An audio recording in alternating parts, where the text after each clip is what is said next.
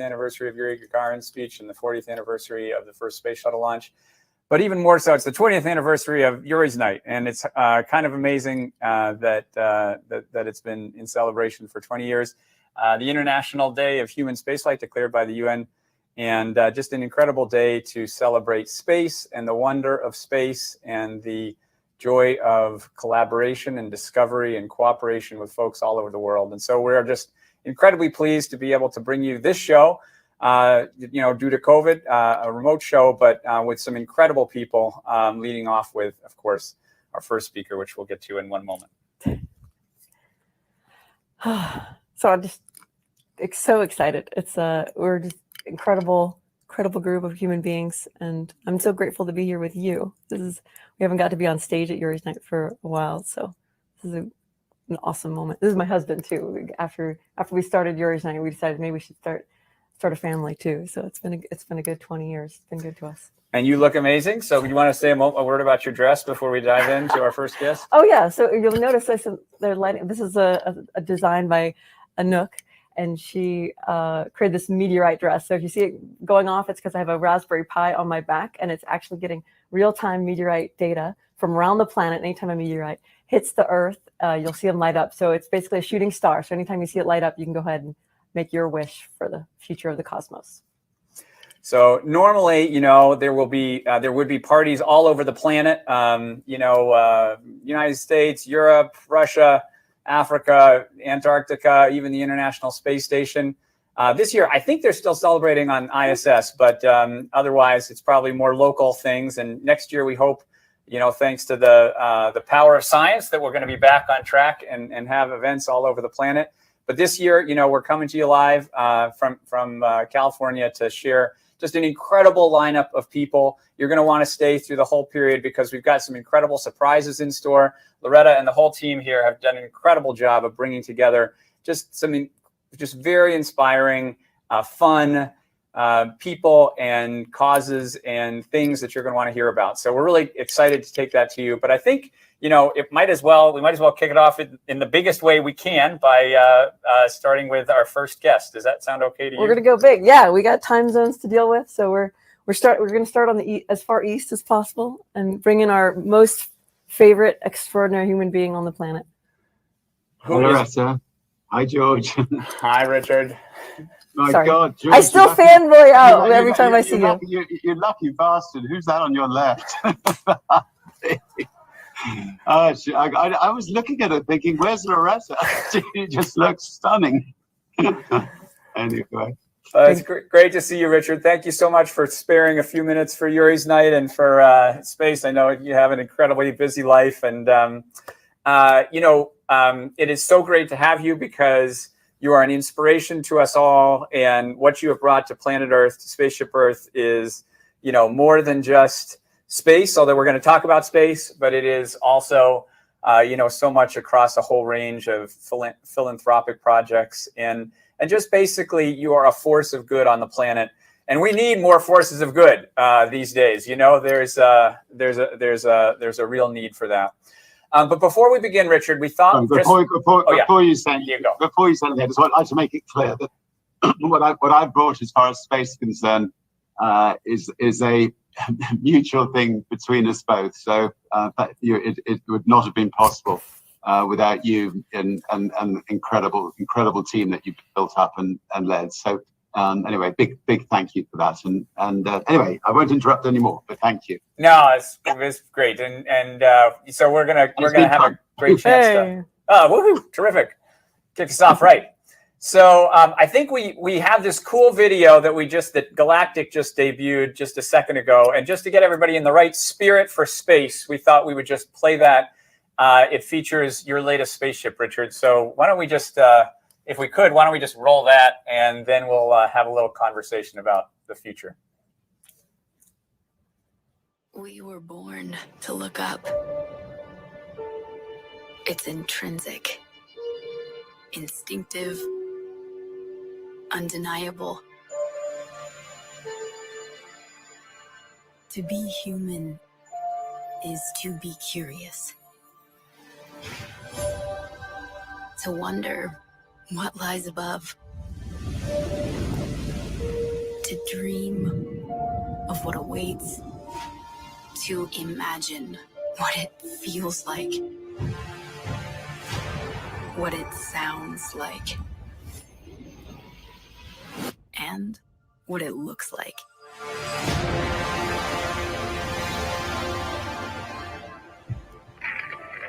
Virgin Galactic. Prepare for departure. Welcome to space. Imagine will take you there. Introducing VSS Imagine, the first Spaceship 3 in the Virgin Galactic fleet. Okay, so that was pretty cool and an incredibly beautiful thing. And if you don't mind, Richard, I'll just tell a quick story about the. Well, actually, you tell the story. How did we get that amazing livery on the outside of Spaceship? That's a cool thing. I think you're going to have to correct me. It was, in a sense, by mistake. We put the livery on in one part of it for reflective purposes. I loved it so much, and decided to do the whole spaceship. And since then, I've been talking to our cruise line about why can't we do the whole cruise line? Why can't we do our mothership? I mean, it's such a stunning look. But don't worry, we won't spoil it. We'll keep it for the spaceships. The all chrome cruise ship. So have I got that story right? Or no, you got it exactly right. Yeah, no, I mean it's both technically, helpful for the space journey, but also it just looks fantastic, and you encouraged us to do more of it, and so now that's about as much as you can put on, which is fantastic. So I think that what I find, and of course I'm just a little biased as you are, but so ridiculously exciting about Virgin Galactic is that it's what you dream of as a child. You dream of a spaceship looking just like Unity or Imagine. You dream of a spaceport looking just like the spaceport in New Mexico.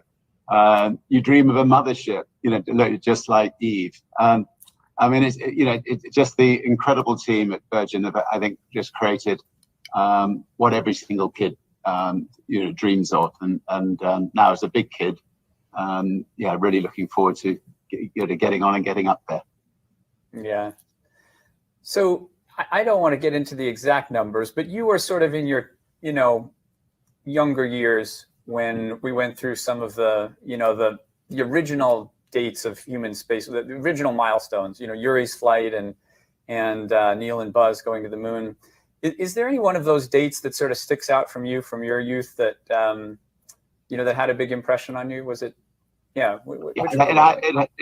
has to be the moon landing. I mean, I remember so distinctly, being a teenager, watching it on a very small black and white TV set with my family and sisters, and then my dad walking me outside afterwards, and just us all looking up at the moon and realizing that there were actually people on the moon as we were looking at it,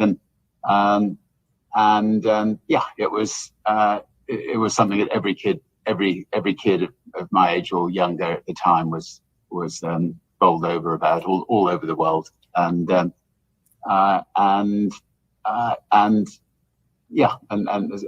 more can I say? It was breathtaking.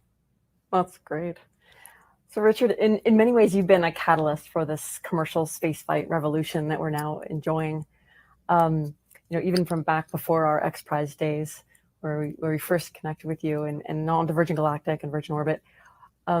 What had you have the vision to see over 20 years ago that space exploration was going to be the winner to be involved with? I don't think I ever thought sort of 20 years ahead. I mean, I had been approached by Gorbachev many years ago to see whether I would be interested in going up in one of his early Russian spaceships, and nobody had been up at the time, and I was very flattered until he mentioned the price, and or one of his people mentioned the price, and then I thought maybe one day, we could build our own space line for a similar price, but actually it might have been cheaper just to have taken up this option. But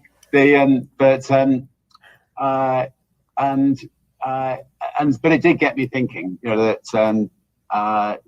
space, is enormously expensive, and maybe we could create a space line that where one day many people who would love to go to space and become astronauts would be able to do so,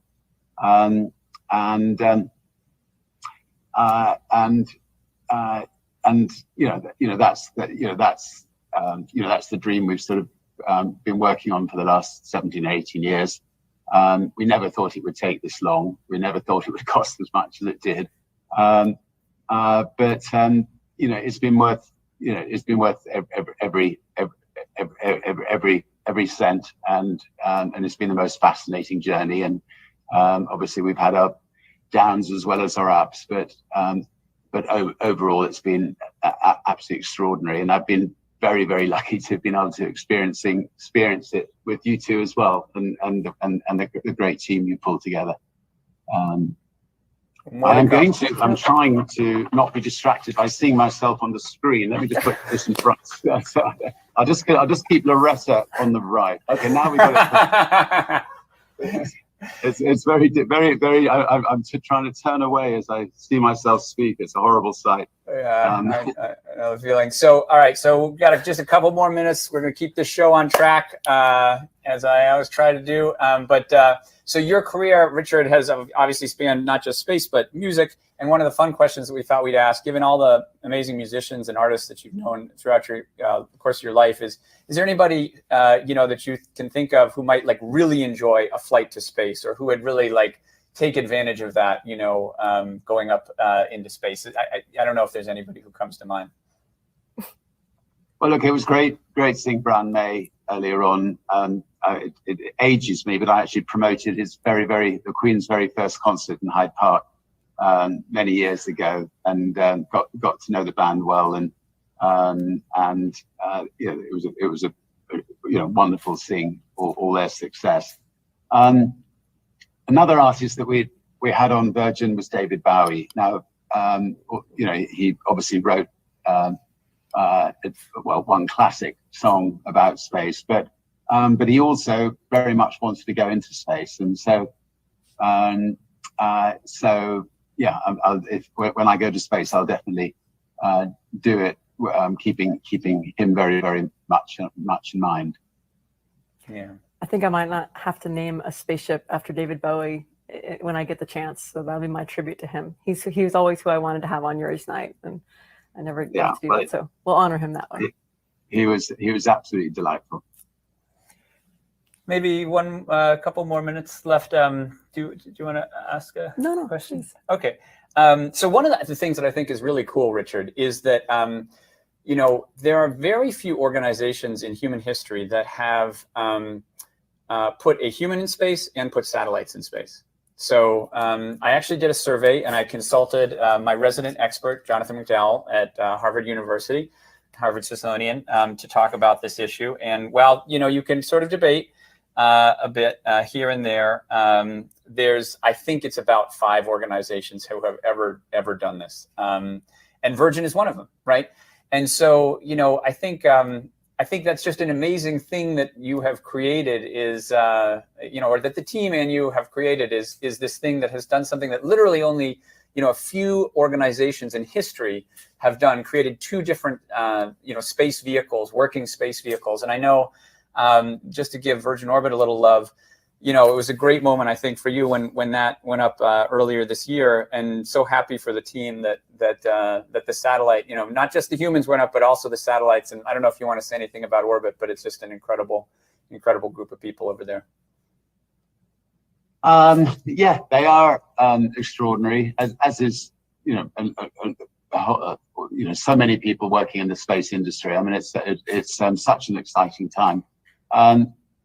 Being able to first of all, get a second-hand 747 from Virgin Atlantic, and then work to, convert the wing to take a really, pretty giant rocket along the side of the plane.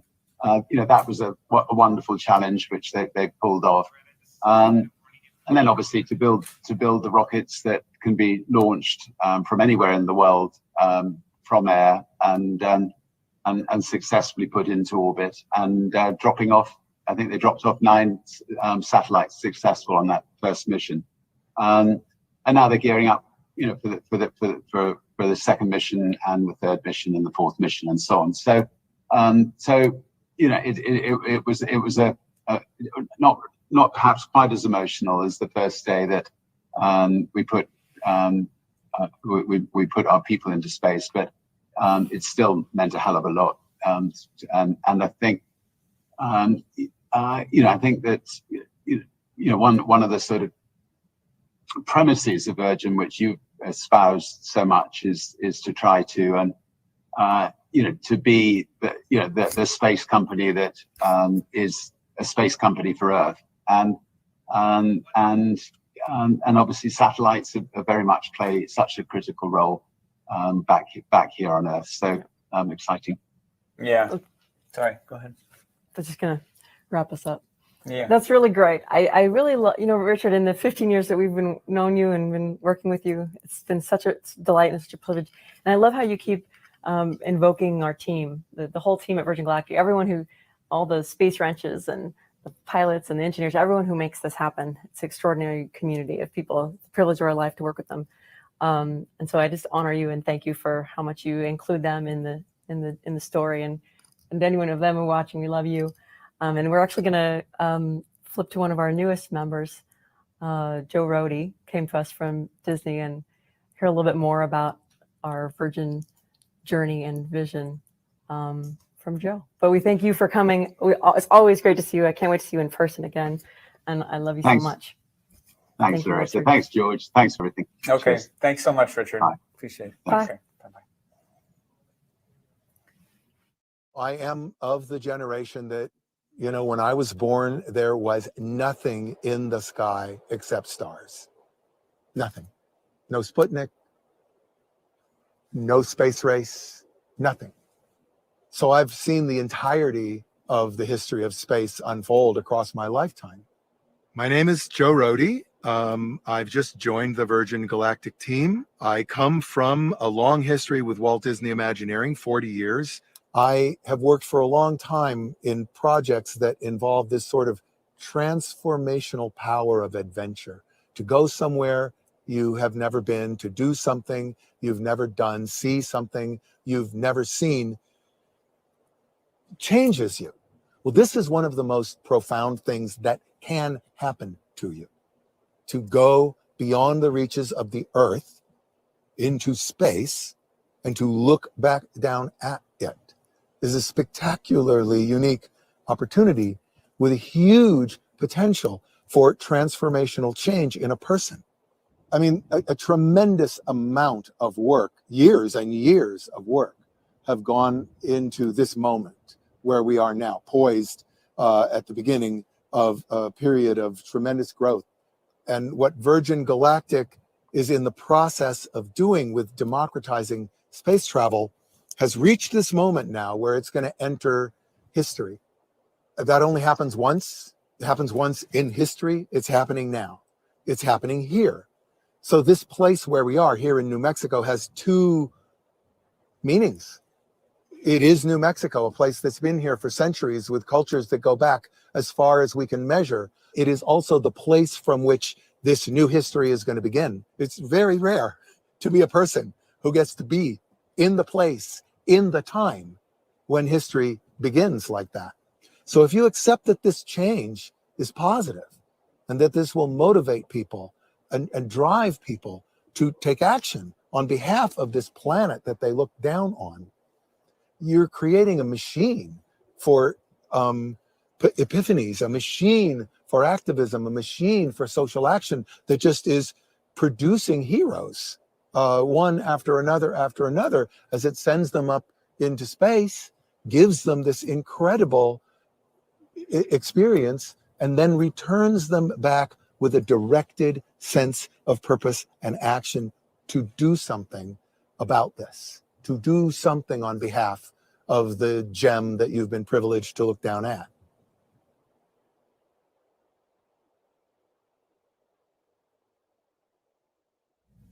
Beautiful. Beautiful. Thank you, Joe. That was amazing. So we wanted to lead into our next transformational panel of space, the transformational power of space. And we're privileged to have former NASA astronaut Katie Coleman, and her podcast partner, Andrew Maynard, as they'll be bringing on Trevor Beatty from the UK, who's is a Virgin Galactic future astronaut, to talk about his future flight, and also Wasfia Nazreen, who's from Bangladesh, who's summited the 7 summits of the world, and is a National Geographic explorer who wants to go to space someday too, and speaks about mindfulness and the transformational power of adventure. So we're excited to welcome this panel. Thank you, Katie and Andrew, for hosting.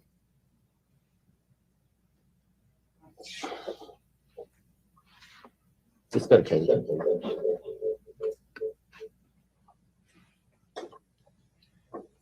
Go for it, Katie. Okay.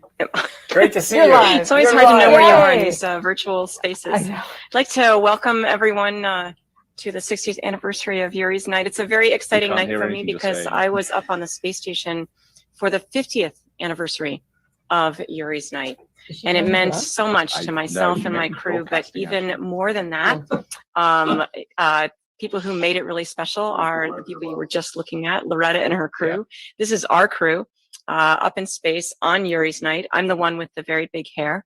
And those shirts that we are wearing, those were sent by Loretta and the other founders of Yuri's Night, and our friend Ron Guerin, who's in this picture up there with us.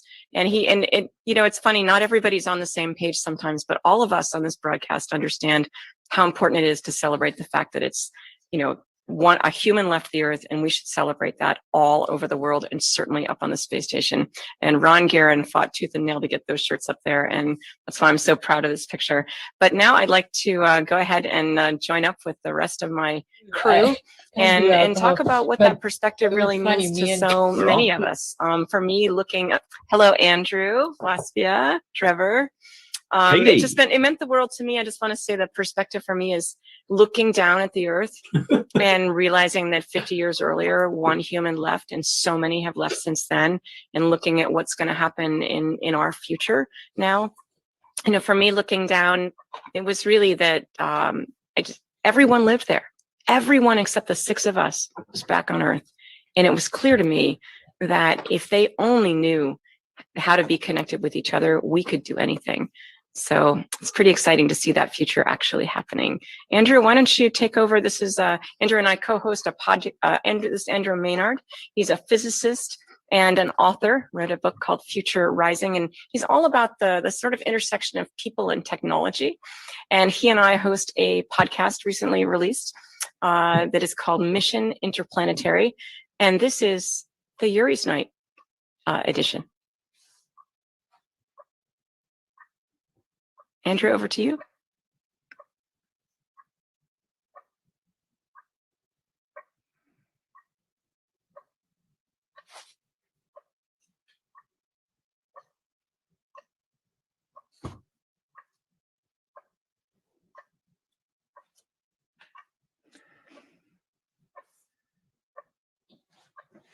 We can see you. Can you see us?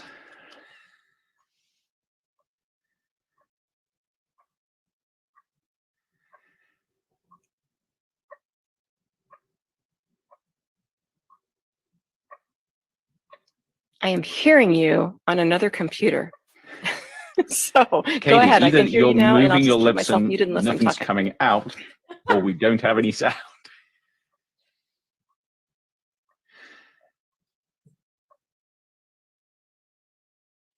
Perfect. Are we on? Great. Okay. This is wonderful to be here. Katie, can you hear me? I guess we're live. So I was assuming that Katie was going to join us. I guess not. But can somebody just confirm that we're live and we're good to go with this conversation? Okay, great. Thanks very much. Well, this is absolutely fantastic to be here. I have no idea what Katie, my co-host on Mission Interplanetary, said before I came on. So I'm going to assume that you have no idea who we all are.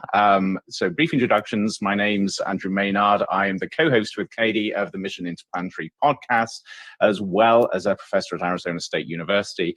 And I am thrilled to have this conversation about the transformative power of space with Wasfia Nazarene and Trevor Biel. And I'm not actually going to say anything about them because I'm going to ask them to talk about themselves a little bit. But we're going to be talking for the next 15 minutes about how space is transformative in how we think about our lives, ourselves, and the world around us. And first of all, let me check. Katie, I know we can't see you. Are you actually out there somewhere? Yes. I am out there. Can you see? Can wonderful. You hear me? Actually, no, we are now quorum. Great. So before we start, Katie, what on earth did you tell the world about us before we popped up onto the screen? Actually, I only talked about you, and I introduced that we were doing Mission Interplanetary, the podcast, the Yuri's Night edition. And I did actually show a picture, I don't know if you saw it, of our crew up in space for the 50th anniversary of Yuri's Night, wearing shirts sent by this crowd that is hosting us as we speak.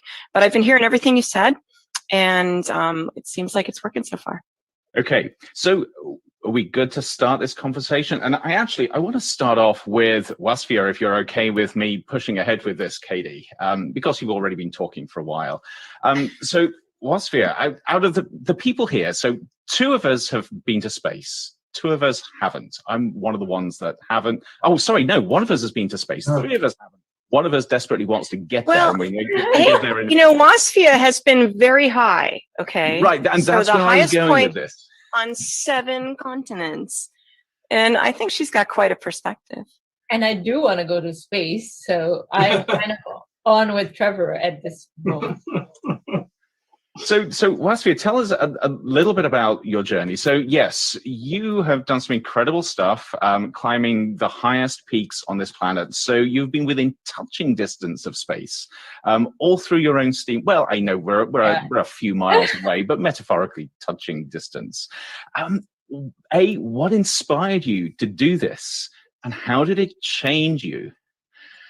Well, first of all, coming from Bangladesh, we were having this conversation before coming in here, is that I've always been raised in nature. So as a child, we had a very different connection with nature, and exploration kind of just started for me. In Bangladesh, I was just telling Andrew that my earliest memories is being in the living room, getting ourselves on a boat when the floods came and getting all the cattle on the boat. So no one taught us climate change. We just knew to treat nature. You just lived it. We lived it. And then it's a long story how I got to mountaineering, but mountains in the Himalayas are only an hour away from Bangladesh. It's a flight to Nepal. The traffic jam is longer to get to home. So I found healing by going to the Himalayas, and that's how I started out. And by default, usually you study a mountaineer's career, they usually end up in the Himalayas towards the end. I started there because of my work with human rights in Tibet and with Nepali people. So I got lucky. And one thing I realized, knock on woods, that my body acclimatized in higher altitude well. And, you can be the world's best athlete, but high altitude mountaineering is a totally different trip, right? Dealing in dead zone. And by the way, Katie and my future astronauts coming in on this show, in honor of you guys, I put on my original vintage Everest suit, but then I feel hot in here. Let's see it. So Wasfia is cooking in her Everest suit, and Katie, you have your astronaut suit on. But Trevor Andrew, has I his know t-shirt on.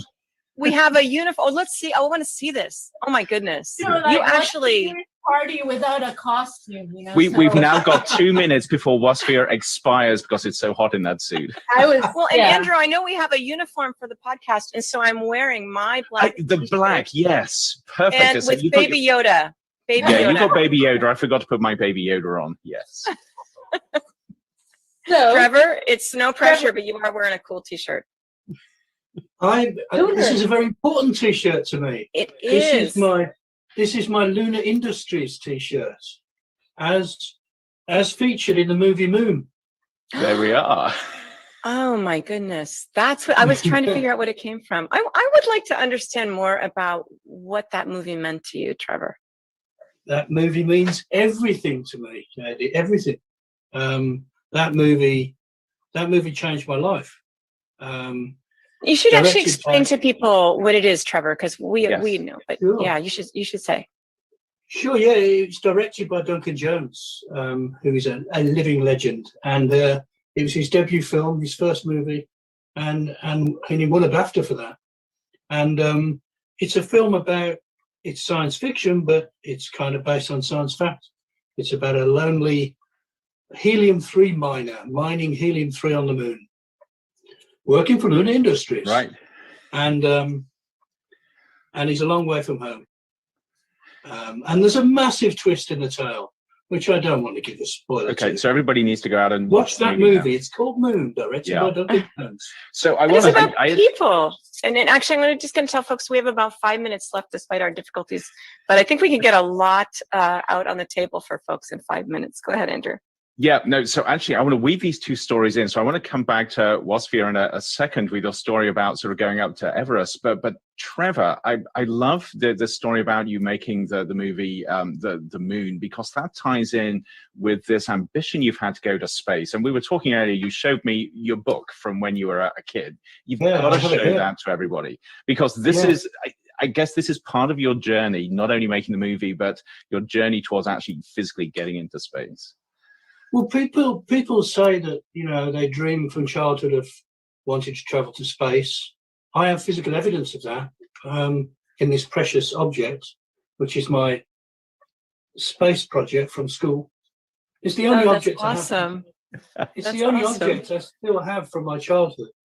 I don't know why I've still got it, but I still have it. And I only realized today that in looking into it, that on page 6, I have an entire page chapter on Yuri Gagarin's flights. Which I'll is tweet just that next week. So perfect for today. And then, of course, that was sort of part of your journey where you're going to be one of the first people up on Virgin's first flight. Well, the punchline is that Buzz Aldrin signed it for me. Buzz Aldrin marked it for me. I know. So that was quite sweet. So is this going up with you? When you take that first flight, is this going up with you? This is, I have, when we were being measured for our suits last year or year before, I have a special pocket designed within my galactic flying suit for it to fit within. So this will go to space with me. Yeah. So I know this is so fast, we're going to run out of time, but I've got a question I actually want to ask all of you. I'm going to come back to you, Wasphere. So you sort of moved from sort of being a young girl in Bangladesh to climbing mountains. Really so 7 of them, really 7 high. of them. How did that change you? That first experience, what was that like? How did it change you? And I'm going to come to Trevor next and ask you how you imagine your first space flight is going to change you. And then Katie, you can round us out. I know we have very little time, so I'm going to be really fast. And as cliche as it sounds, Everest, I'll share that little part because everyone wants to know about the top of the world, I'm sure. Everest is known as Chomolungma, which is goddess mother of the universe. That's the indigenous name. So when we actually tread up on it, we make a prayer to the goddess and ask for her permission. And during that whole months-long trip, it's as cliched as it sounds, it was the most spiritual journey for me because I was all alone. In your mind, it's such a mental trip, especially once you entered the dead zone, which is above 26,000 feet. For people who don't know, there are over 250 dead bodies up there. So you're like constant, even before dead zone, you're constantly being faced with your own mortality and the impermanence of it, right?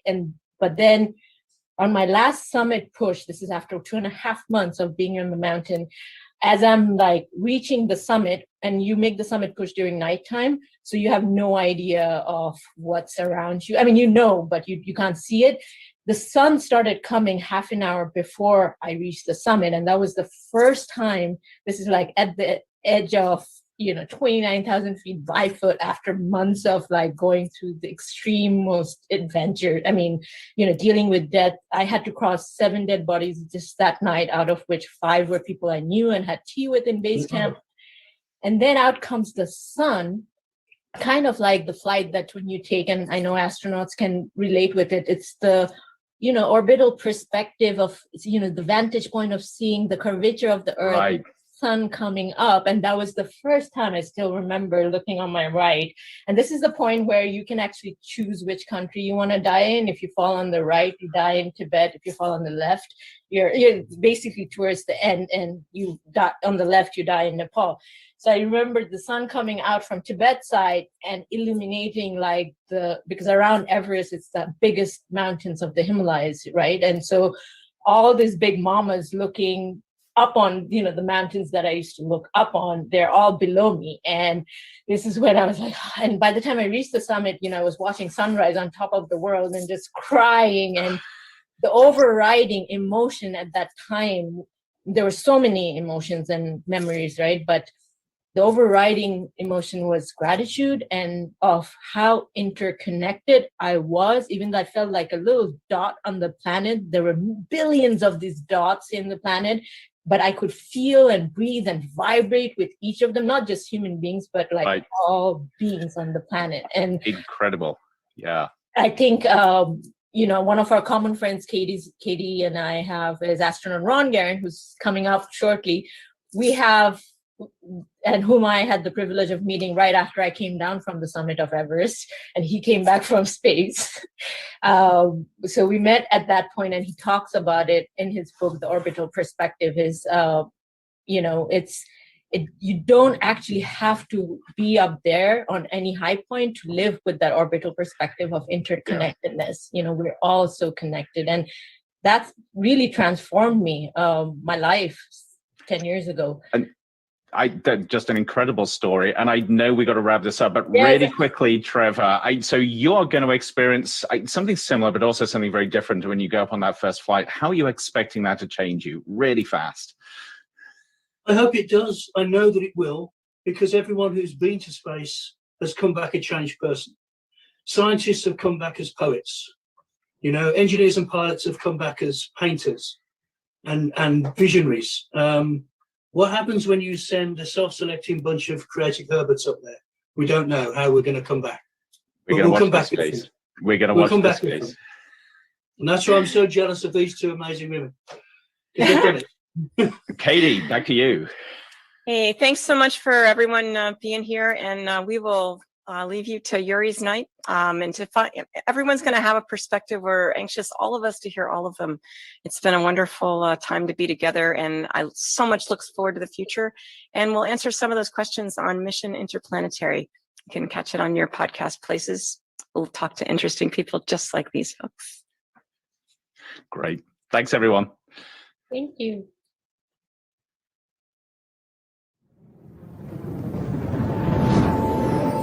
What is a change in society? A change is you cannot even imagine a world any other way.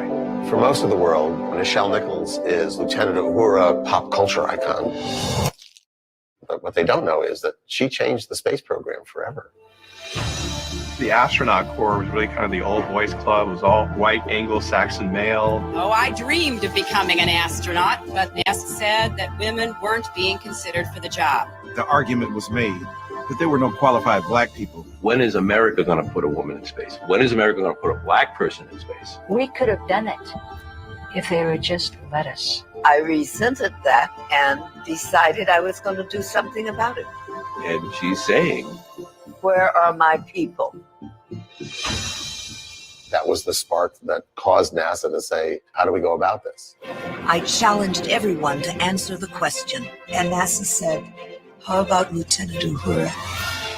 Ms. Nichols has gone from science fiction to science fact. I will bring you so many qualified people. The world will never be the same again. This is your NASA. She went into it to be an actress. She ended up changing the world. I think it's one of the most fantastic stories to be told to the American people. The world got to see that our women are strong. Yes, but they're also smart. We owe a great debt of gratitude to Michelle Nichols. All I can do is think of Nichelle Nichols as a force of nature. I said, if they let me in the door, I will open it so wide they will see the world.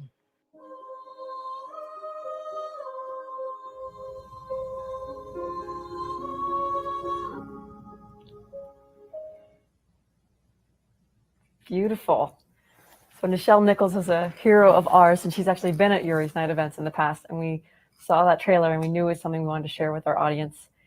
And we also have a special guest for you coming in from Kennedy Space Center, the Associate Director of Kennedy Space Center, Kelvin Manning, and he's going to be sharing with us a little bit of the NASA perspective and a little bit of the history and the story and his vision for our future in space. Thank you, Kelvin, for coming back to Yuri's Night. All right, thanks, Loretta. So hello, last month here at the Kennedy Space Center, to celebrate Women's History Month, we watched and discussed Women in Motion with one of the movie's producers, Tim Franta. How Nichelle Nichols changed the space program forever. It was so very powerful. I've had the pleasure to meet Nichelle Nichols on 2 occasions, and I can tell you she is an amazing person. It was like being in the presence of an angel. Her impact on NASA still carries on today. What she did for so many continues to pay forward for others. I know our next guest, Bob Crippen, was one who advocated diversity and inclusion while he was at NASA, because he was the one that gave me the opportunity to work for NASA almost 30 years ago. So thanks for everything, Cripp.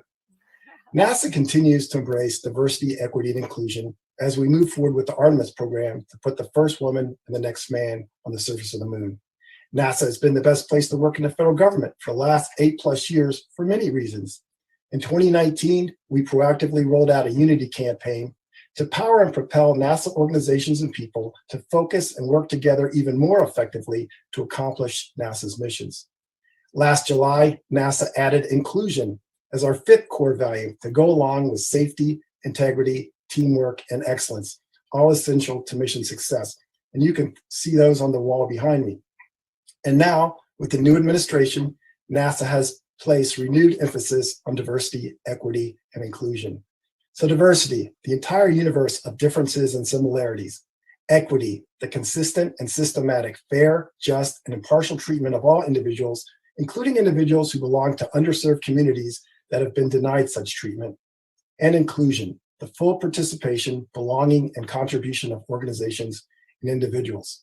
So diversity, equity, and inclusion allows people with different backgrounds and experiences to bring different thoughts and ways of doing things, creating innovation to help solve NASA's complex challenges. So we can expand the human presence across the solar system, return to the moon and onto Mars to advance exploration, science, innovation, benefits to humanity, and international collaboration. Think about it. Very similar to the vision created by Star Trek that inspired so many, as Nichelle Nichols played Chief Communications Officer Lieutenant Uhura on the bridge of the Starship Enterprise, later transcending that role to actually work for NASA to recruit diverse astronauts. She lit the flame, and the torch is in our hands to light the way for others. So now to close and to have a little fun, I'll leave you with this. Hey, happy Yuri's Night. Hopefully you're enjoying the show. It's been 60 years, if you didn't know. When humans first became spacefaring, it all started with a cosmonaut named Gagarin. And the US did take it on the chin, but soon followed with astronauts Shepard, Grissom, and Glenn. The Cold War was nothing to ignore. Kids were taught to shelter under their desks on the classroom floor. With deadly missiles pointed at each other set to fire, the world could only worry, fear, and perspire. But 2 adversaries reminded us we were all part of the human race when Apollo-Soyuz offered a glimmer of hope from space.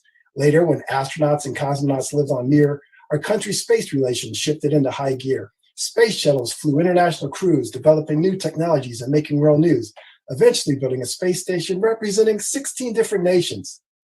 On orbit now for 20+ years, calming oh so many fears, collaborating to take the next giant leap.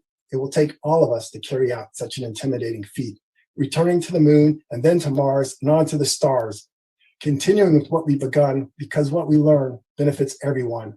And the global pandemic has taught us we must always embrace the world is indeed a very small place. Since we all have one thing in common, the same place of birth, right here on the planet Earth. So thank you very much. I hope everyone has a great night. Please stay safe. Fantastic. Thank you so much, Kelvin. So good to have you back. Great work. As Kelvin said, we're going to be going next to pilot Bob Crippen, who was the pilot for the very first space shuttle flight back on April 12th, 1981. In our 20 years of celebrating Yuri's Night and bringing in all sorts of astronauts, we haven't really stressed the story of the shuttle that much. We've never had the opportunity to have anyone from that crew. It was John Young and Bob Crippen for STS-1. And so we're very excited that we can rectify that and have Bob Crippen here on to tell us a little bit more of his side of the story here on our on the 40th anniversary of his very first shuttle flight. Hi, this is Bob Crippen, pilot on STS-1, and I know we have Yuri Night coming up. I'd like to give a shout out to all the people that participate in that, because it is focused on international cooperation around the world that space brings on. And we've got the International Space Station that's been up over 2 decades now that has amply demonstrated that.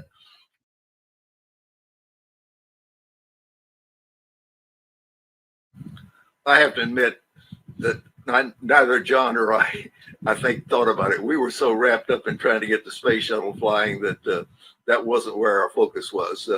In retrospect, after we landed and somebody brought it up, I think it was pretty neat 20 years later.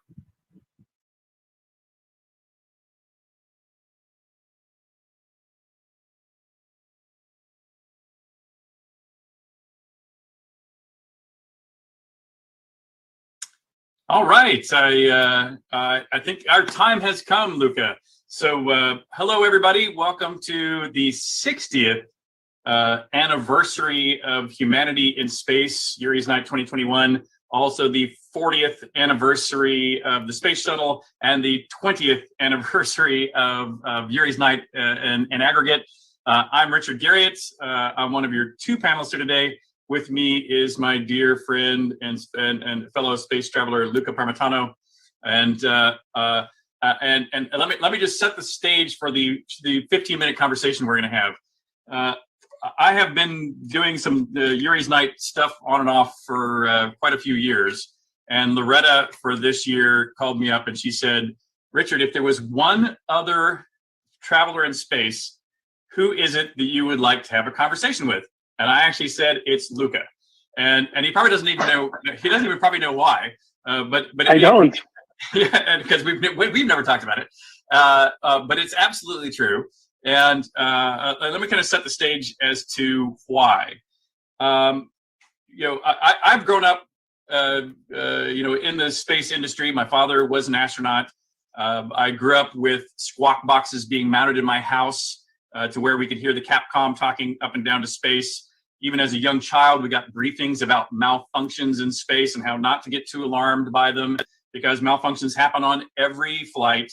I had malfunctions on my own flight. We had a fire alarm go off on the ISS. I had a large metal bottle dislodge from the ceiling and get caught between my shoulder and the container where the flight data files are stored that prevented my seat from raising prior to impact on the ground. We had smoke pour into the cabin. All things that, in my mind's eye, were pretty alarming. And when I tell those stories, well, I think the listeners find alarming. But none of those, even I knew at the time, through all the malfunctions I've heard about, for all the malfunctions I've experienced, for all the exploring that I've done and also run into trouble, which, in my mind, there's no good expedition that have a little trouble that's going to, add a little spice to the experience. But there are a few people that have experienced things, beyond the normal malfunction, and there are fewer of those people that tell the story of the malfunction they experienced in a way that I find just deeply touching. As a person who's kind of been there, it was still just incredibly moving. Luke, I heard you tell the tale of the leak in your spacesuit at an ASC function. And hearing it from the horse's mouth is I think a really important part. And so I would love for you to tell this story. And then I have some questions about you and the aftermath of the event that I'd like to ask you about too. So for those who don't know, on I think it was your first spacewalk, Was it your first Second. spacewalk? Second. It was your My second second spacewalk. one, yeah. You had a serious malfunction. And could you please take our listeners through, what happened there on your second spacewalk? Yeah, I'll try to be quick. We don't have a lot of time, but basically, after about 40 minutes into the spacewalk, I just doing a motion, trying to move back from a very tight location. I basically felt water on the back of my head, and the spacesuit has a lot of water, but none of it should be inside the pressurized part. And so I called the ground, and we started talking about what could it be, where it could be coming from. And I never thought it was a dangerous thing. I thought it was maybe water from my drinking bottle. And then Chris Cassidy, my other crew member, came out and looked. But then after a little bit of back and forth, the water started crawling over my bald head across the com cap, and it reached my forehead. And that's when I said, guys, it's reaching my forehead. I think it might get into my ears, which is a nuisance, because if it gets into your ears, there's no way to get water out of your ears, just like when you're in the shower and cannot hear anything. So the ground made a decision and said, okay, Luca, you go back, and then Chris will rejoin you. Well, as I was going back, a couple of things happened at the same time. The sun went down, and Richard, when the sun goes down, it's instantaneous. You go from light to boom, it's darkness. And at the same moment, I was making a rotation. The water just slopped over my face. It covered my eyes. It went into my nose and inside my ears. So in an instant, I was blinded, isolated, and unable to breathe through my nose. Couldn't talk because the microphones were wet. So basically, I was on my own. And it took me about 8 minutes to get back to the airlock and to get inside. Where I thought I was going to be safe, but I had to do it in the blind because, again, I couldn't see anything. It was during the night pass. Nobody knew what was going on. Even though I was talking constantly, nobody could hear what I was saying. And the first message that they got that came out of my spacesuit once I got to the airlock was, hey, there's a lot of water, which I didn't even remember saying until I listened to the audio again. And which surprised me a lot, because that's atypical of me to say something like that, because it doesn't convey any information. But it gives you a sense of the urgency. And then once I got inside, Chris arrived. He came inside too, locked the airlock. We started repressurizing, and then uttered from a terrible earache because I couldn't equalize with my nose because it was full with water. A terrible earache. And then after about 15 minutes, everything was equalized. They put me inside, they took off my helmet, and about 1.5 liters of water came out of that helmet, which doesn't sound like a lot. It's a big bottle of soda, but the helmet is pretty small. It's not as big as the helmets in the movies when you want to see the pretty faces of the actors. Nobody wants to see this mug. It's a small helmet. So 1.5 liters of water is a lot of water, let me tell you. Yeah. So Luca, part of the training, and again, I trained for a year in Star City, which is not the 5 or 10 years that you and my father and other astronauts who are training to high levels of skill and proficiency on every component go through the training. But part of what I admired about the training is that, the training includes every malfunction that has occurred in the past, every malfunction that has been theorized to occur, and therefore when they do happen, even the malfunctions I experienced, I had been trained on the majority of them, and even the bottle wasn't what I trained on. But you train on enough similar things to where I knew it was going to hurt if we hit the ground with the bottle where it was not going to be fun. And even when I finally got it dislodged, I was going like, when we hit the ground, this thing's going to bounce around inside the capsule. That's not going to be fun. So storing it properly was heavy on my mind. But never during that was there any reason to panic, so to speak. How, when I first heard you tell that story and imagining this in my own mind's eye, I'm just going, that is a level of not just discomfort, but honest danger that would, at least in my mind's eye, go well beyond kind of the training. But you, I know, are a military pilot. You were, trained in superior way. Well, how did this feel to you? I mean, were you really alarmed, or had to at least be somewhat? But I mean, how were you feeling emotionally during this period? Well, I know this is gonna sound crazy stupid, but one of the thoughts was like, I am not gonna drown in space because that would look terrible on paper. Italian astronaut drowns in space. Seriously, it was like this is a stupid way to die in space. So that was in the back of my head. But jokes apart, in all my years of training, I've always been trained not to focus on the problem, but to deal with the solution. At that moment, I didn't know where the water was coming from. I didn't know why it was in my helper. I just knew that I had to get back fast. So I had a plan. I needed to get back as fast as I could. I couldn't see it, but I knew that I had systems with me. I had a tether that was kind of pulling me a little bit. It's only a 1.5 pounds of force on the tether, but it's enough that you kind of sense where it's pulling you. So I knew that was going in the direction of the airlock. And then with my gloves, even though I couldn't see anything, I could kind of feel the right shapes. So I had that plan. It's like, okay, now first I need to find the right handle so that I can back. And then if the water fills my helmet, I'm going to open this valve.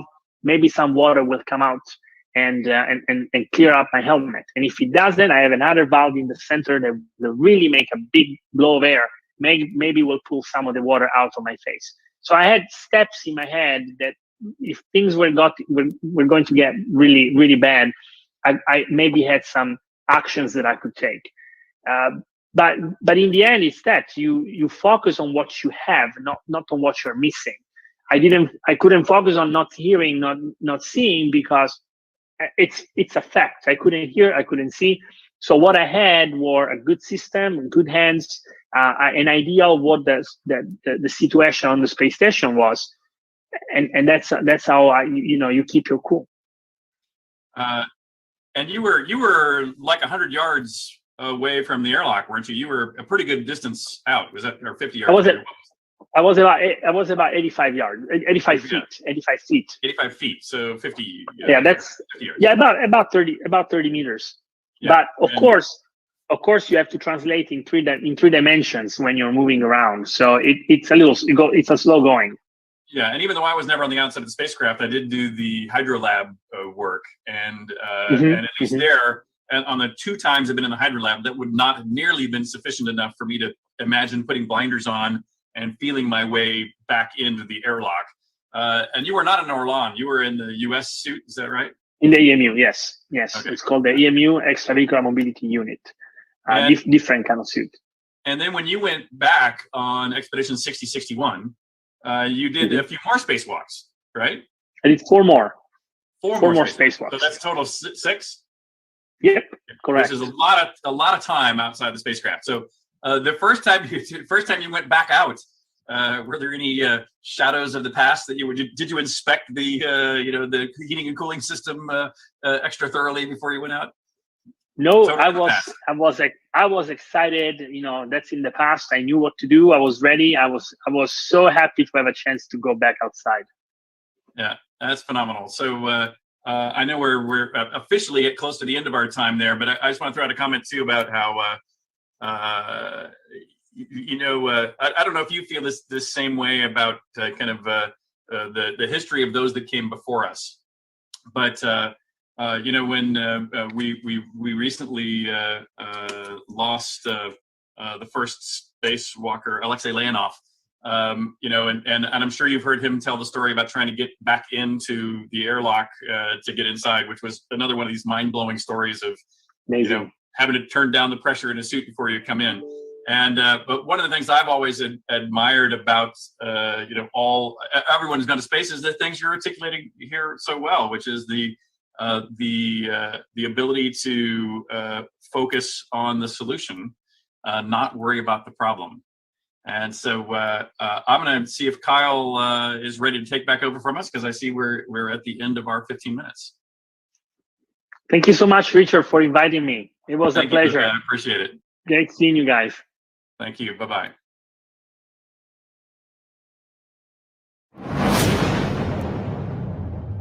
Как слышите меня? Буду вам транслировать команду. Прием. Минутная готовность. Кедр. Января-1. Внимание, минутная готовность.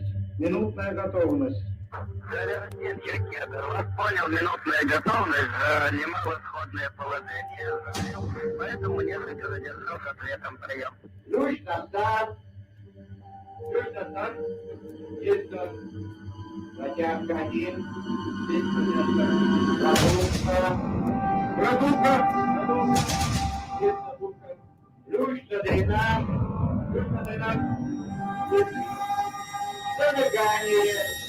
Петр, Января-1. Зажигание. Зажигание.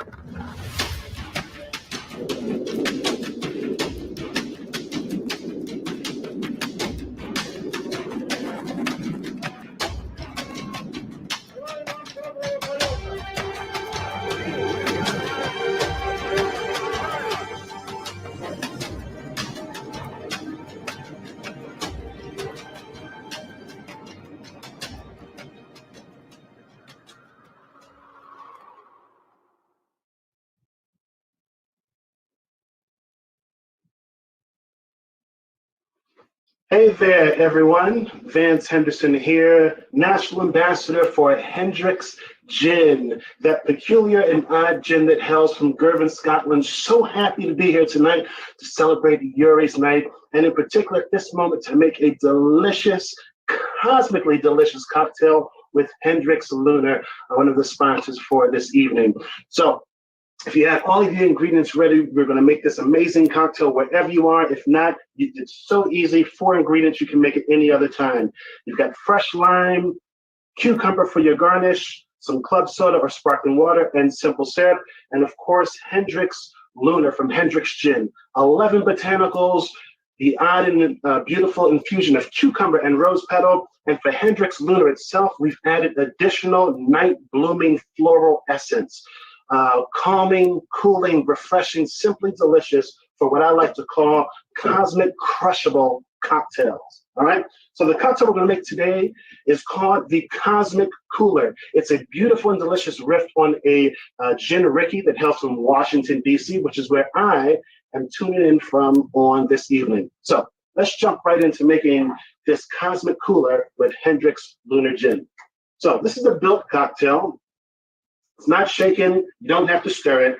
Just build it and put everything right into the glass. We're going to start with 2 parts or 2 ounces of Hendrick's Lunar Gin straight into your highball glass. Highball glass, Collins glass, whatever you have, it is all good. Okay? So 2 parts of your Hendrick's Lunar straight into your glass, and you're ready to rock and roll with your first ingredient as we begin to set off.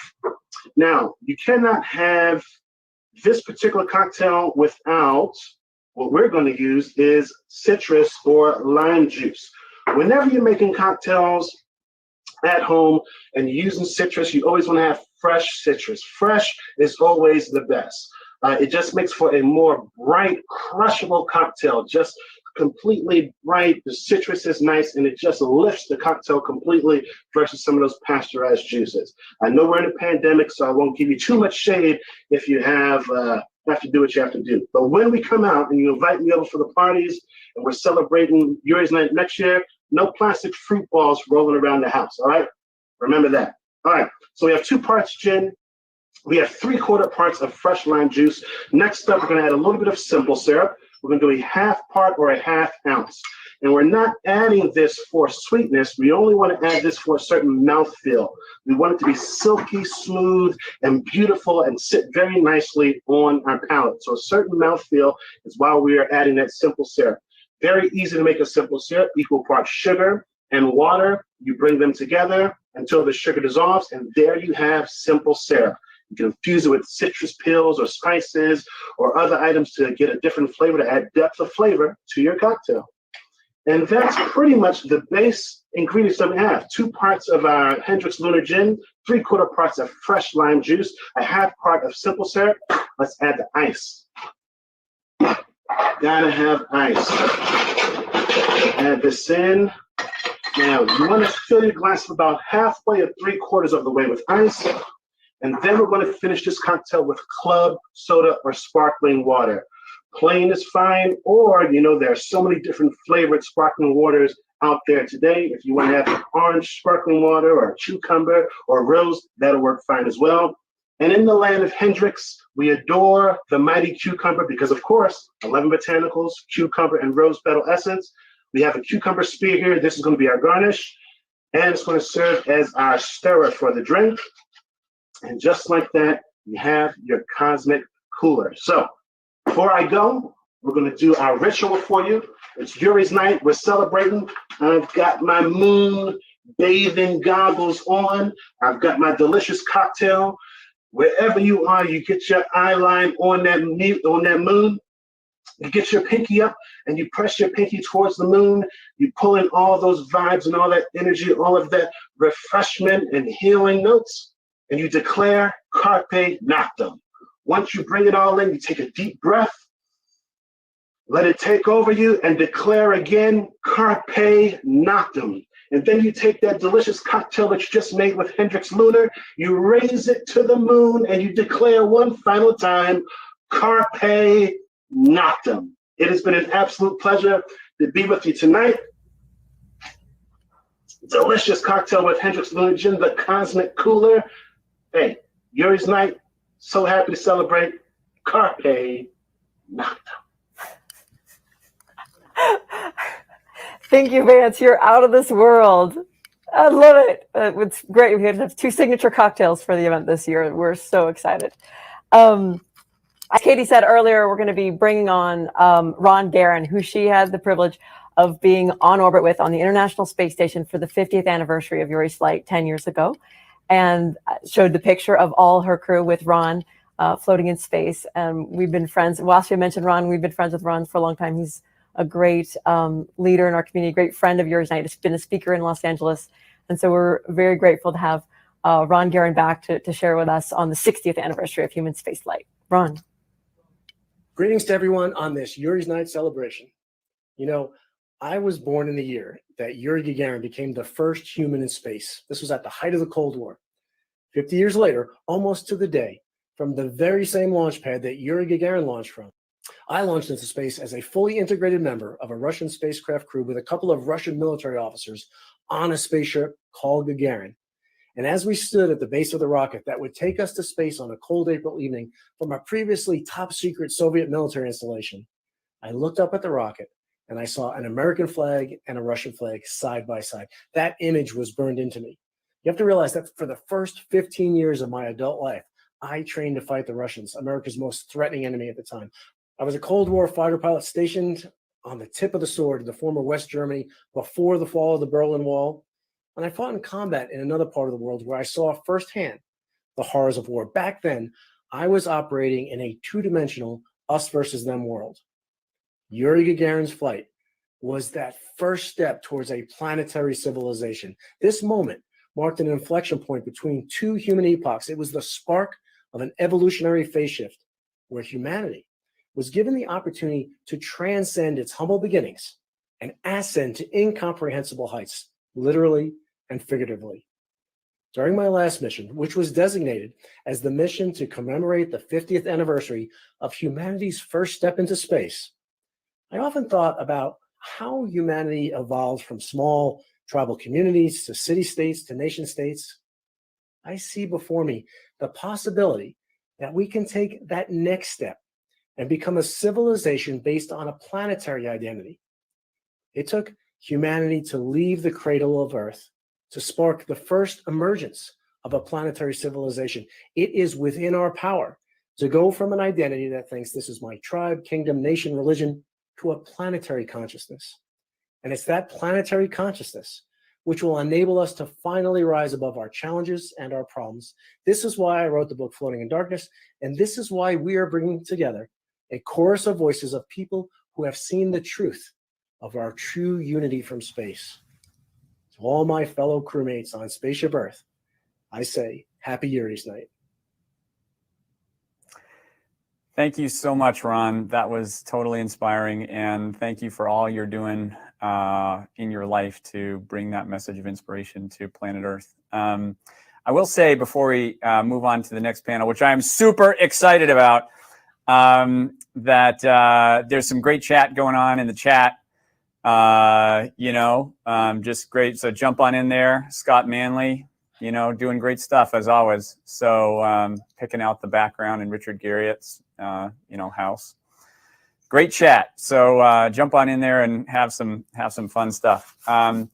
Okay, so now we are going to go on to an incredible two people. There they are. There they are. Hi, Wes and Nadine. It's so amazing to have you here. Okay, I have this little thing that I got to read because it's like super exciting to have you both here. Okay, and I'm now terrifyingly well into my 40s, so I can't, I got to get there.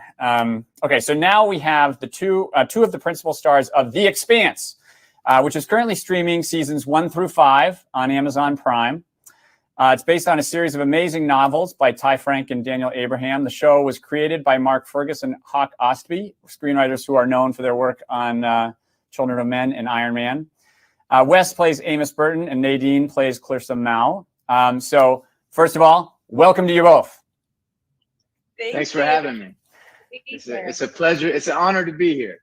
It is incredible to have you here. And let me tell you why it's incredible just for everybody out there. So for those of you who don't know, The Expanse is now firmly established as one of the top space sci-fi shows in history, in my opinion, right up there with Star Trek, Battlestar Galactica, and Firefly.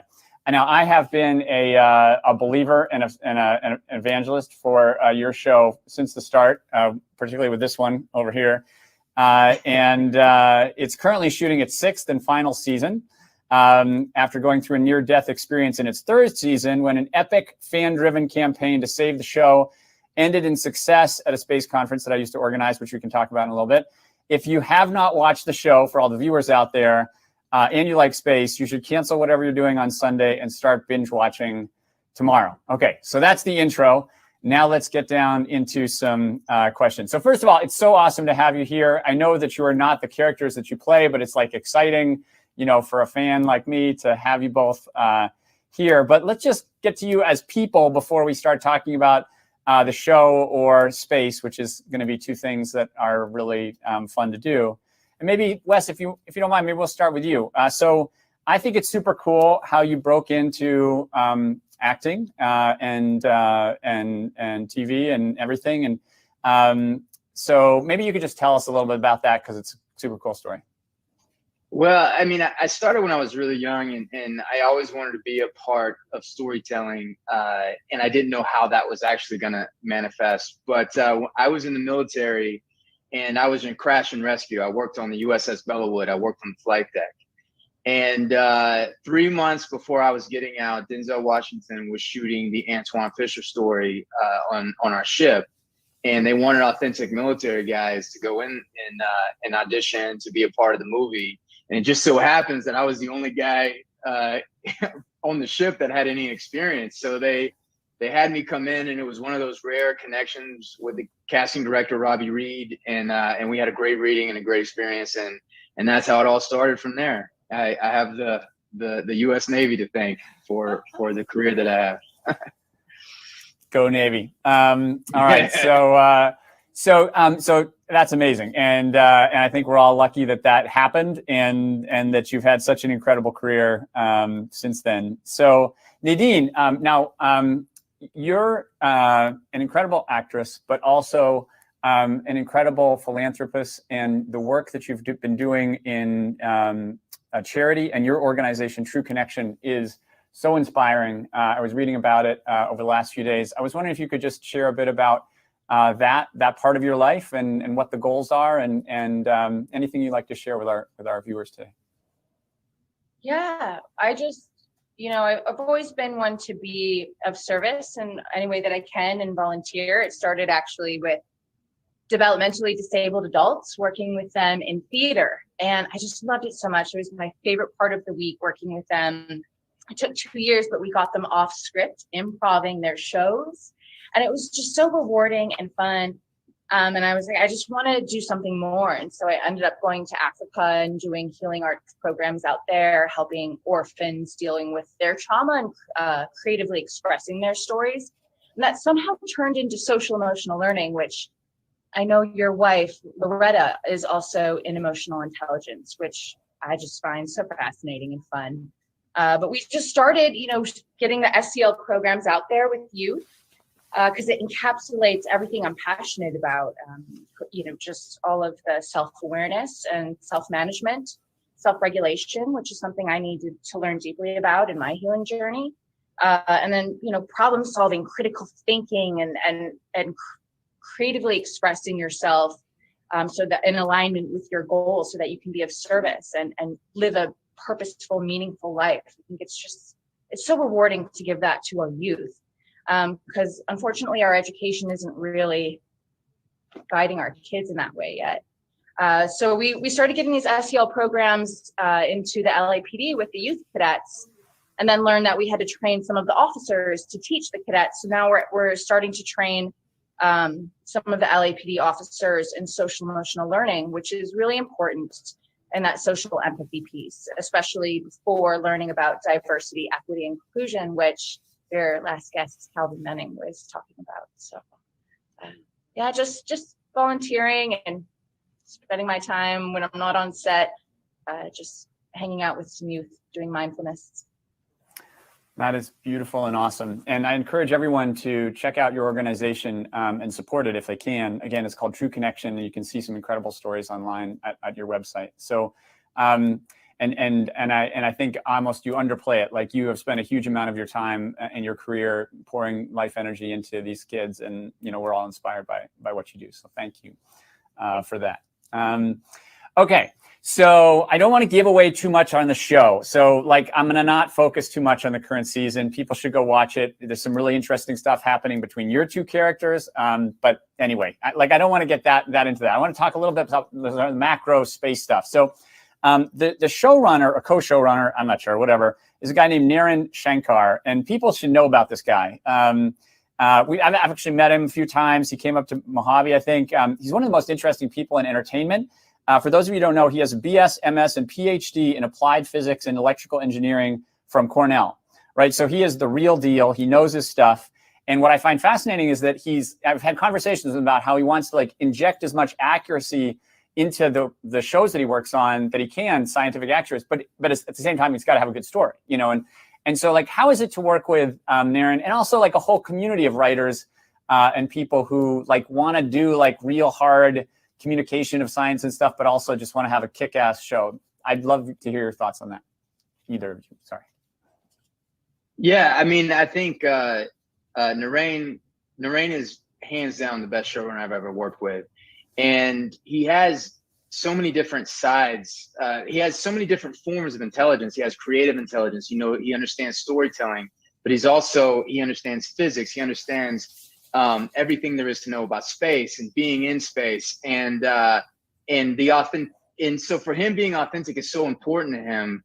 And one of the things that the Expanse really strives for is the experience like we had at Blue Origin when we all went to go visit Blue Origin. And I remember we were sitting in a panel and we were talking to the crowd, and behind us they were playing trailers for, I think it was season 4, and they were playing the trailer of season 4, and I was facing them, and I didn't see behind me, and everybody just erupted.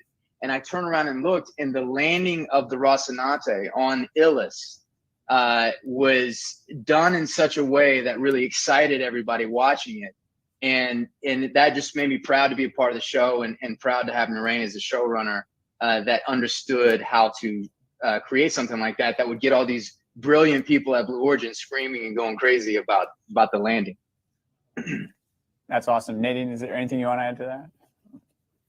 Yeah, I mean, Naren is just a really special human. I remember meeting him for the first time thinking, wow, his smile and his energy is pretty prolific. And he's just an endearing heart and energy to be around, next to all of the intelligence, piggybacking on West said. Super cool. So I have a question for you, which is being around people like him and others, is there, and I don't want to say that you weren't space experts before you got on the show, because I don't know, maybe you were, but have you learned anything interesting about space, real space, by being on the show, anything interesting that you didn't know before. So anyway, either of you. Yeah. One of the things that I learned, all of my education of space came from movies. Everything I knew about space come from Star Trek and Star Wars. So what really the Expanse awakened me to was how the space is always trying to kill you, and how hard it is to stay alive in space, and how complicated it is just to do anything. And that,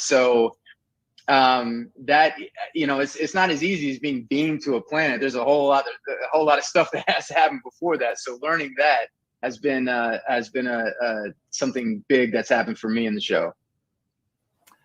Awesome. Nadine? One of our castmates told me that he had a soda pop on set and that had accidentally gotten shaken, but he couldn't find the lid, and he was so scared because in space there's none of the fizz and nothing blows up. It just kind of stays, the carbonation, right? And so that was one thing that I learned, and that, there's always movement if something is in progress, and that you have to either stop it or put it down for it to not kind of small things like that, being in 0G, the way it affects you. Wes is a professional at looking like gravity's, or the force is beating him down to the ground where we're going. I don't know, you just cut it down like to a T. Amazing. So one of the things, I could go on, this panel could be like an hour, but unfortunately it can't be. But, one of the things that I love about the show is that it combines like science and great adventure and emotional stories, and also like diplomacy and government and all that stuff. Like, it weaves all these things together. But one of the things that I think is so amazing is that like your show is not that far in the future. And so like what I think is amazing is that there's all this amazing progress going on in commercial space, or space today, right? And the cast visited Blue, it visited Virgin Galactic. And actually one cool thing for folks who are online is that the DNA of flight of Virgin Galactic, which is on the spaceship that Richard Branson was just showing off, is on the the Razorback, but modified so that like it's a few generations down the road, which I think is super cool. But like there's this amazing connection between like real stuff happening now, the revolution in space with SpaceX and Blue and Virgin and everybody else, and the show. And so I don't know if there's anything that's cool about that, but you're sort of like at the heart of something that's also societally happening as well as artistically happening. I don't know if that makes sense. Yeah, I think that science fiction is the collective imagination of the future. And so one of the great joys that this show, that being a part of this show has given me, is all the great people that I've gotten to meet. And in everybody. The relationship that I've had and that the show has with the fans is unlike any other relationship that I've ever had. And so anytime if I'm out in town or at a Comic-Con or going to a space event like this, and if somebody comes up and they're big fans of the Expanse, we always end up having these great conversations. And I tend to find that we're, all interested in the same things, because I would be a fan of the Expanse even if I wasn't a part of it. I even started reading the books before I found out that they were doing the pilot of the Expanse. So it's just a great joy and a great honor to be a part of these things. And then to be able to come to be involved in things like these and meet these incredible people that are really doing these new, innovative, exciting things. And a lot of times, there's times where you feel like, how did I get invited to this party? And so I enjoy the experience of being a part of the Expanse and meeting all the people that it's a great group of people that and we all have these great conversations and all these things in common. So cool. So I think that's all the time we have, but on behalf of all the fans out there in the space community, thank you for all you do. And thank you also for what you do in the real life. We really appreciate it. I'm not going to force you to answer this question, but any update on the movie? No bites. Okay, we'll stay tuned on that. So, but anyway, thank you so much. We really appreciate it, and happy Yuri's Night. Thanks again. Happy Yuri's Night. Thank you for Happy having us. Yuri's Night. Thanks for inviting us. We appreciate it. Thanks for having us. Okay. Bye. Great. So we've made it, a pretty good way through our through this webcast, and we really want to just thank everybody who's listening. Like I said, the chat is pretty cool. Scott says the Yuri's Night drinking games are more like laws of nature. I don't know. I haven't been following everything, so I'm not quite sure what that is. He's drinking a one giant leap, and I'm like embarrassed that I don't know what a one giant leap is. I'm gonna have to ask. Well, Scott. we'll have to ask Scott sometime soon. But we got some other good comments from a place called Space, and Marshall Rapp says the Expanse movie is confirmed. Did we just do that? Okay, so I think we're good to go. But hopefully everybody's staying in there. We got some amazing content in the second half of the show, and I don't know. Do you want to go with the next thing? Leland's here! Oh, I just saw him come on the screen. I get all excited. I still get all excited every time I see him. So our next guest is Leland Melvin. He's a former NASA astronaut, former NFL player, and I call him the poster child for the new right stuff. He's an extraordinary human being, extraordinary astronaut, and I'm just delighted to get to see you again. It's always a pleasure to get to connect and be with you. So great to see both of you, Loretta and George. You're really rocking this show. Yuri's Night. Let's go, baby. So I did have a couple of people ask me before the show, is Leland going to have the dogs on screen with him? And I figured it was a long shot. I was going to bring them, but they were acting so wild. They would have knocked down my green screen in the back. They were like out of control. So I'll give you, here's a little snapshot. Hey, there we go. There's the dogs. Yay. No, they were going to bust this place out. So it's kind of like everyone's kids during COVID. Yeah, we're familiar with how they interrupt Zoom and just spinning up like a rocket, No, that's really great. Oh, yeah. So that book you're holding up, that's your chasing space story of your life. Yeah, working on some graphic novels for kids, get some kids inspired where the kids actually go to space. Middle school kids go to space. So we're working on that. And they're going to take my dogs up there too. So we need some dogs back in space. That's awesome. I think it's time for that. Yeah. Yeah, I want to get you back in space too. But anyway, yeah. So getting kids inspired about space, that sounds like a great focus right now.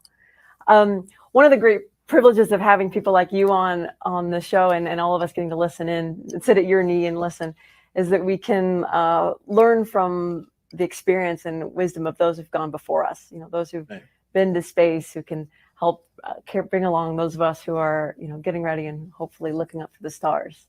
And I'm just would love to know what sort of words of wisdom have you come across from the people who came before you as you were helping train for your flights and getting ready for space? Loretta, I think we were talking about something before called the soul. What is it? The School of Lived Experiences. The School of Lived Experiences. And I think that as we talk about all the people that have gone before us, the Neils and the Buzzes and the Johns and the Crippen, and we had Luke on here and Katie and Ron and Richard, but we get these experiences and we get these words of wisdom that come from people that have already done it. And when I first went to space, I had CJ Sturkauer. Him and his crew briefed our crew before going up in STS-122. And he said, I made a mistake flipping the wrong switch on my first flight. He said, I didn't push it behind me. I didn't compartmentalize it. And I made a second mistake. And he said that if I had made a third mistake, we would have all been gone. So, just getting these lessons passed down from our elders and from people that have done it, been in the trenches, because as we go to Mars, we're going to have to get new lessons learned for people that are coming behind them. And back to the moon with the first woman and the first person of color, which is incredible, so that everyone can be part of this journey, and that every child out there, no matter what zip code or postal code they're in, they can actually see someone that looks like them and rise and be part of this, because the best solutions come from the most diverse teams. And we need to make sure that the new right stuff, as you talk about, is inclusive of all people. And I thank you for what you do to promote, your book and the new right stuff, and just helping people have a journey and believe that anything's possible. So excited. Okay.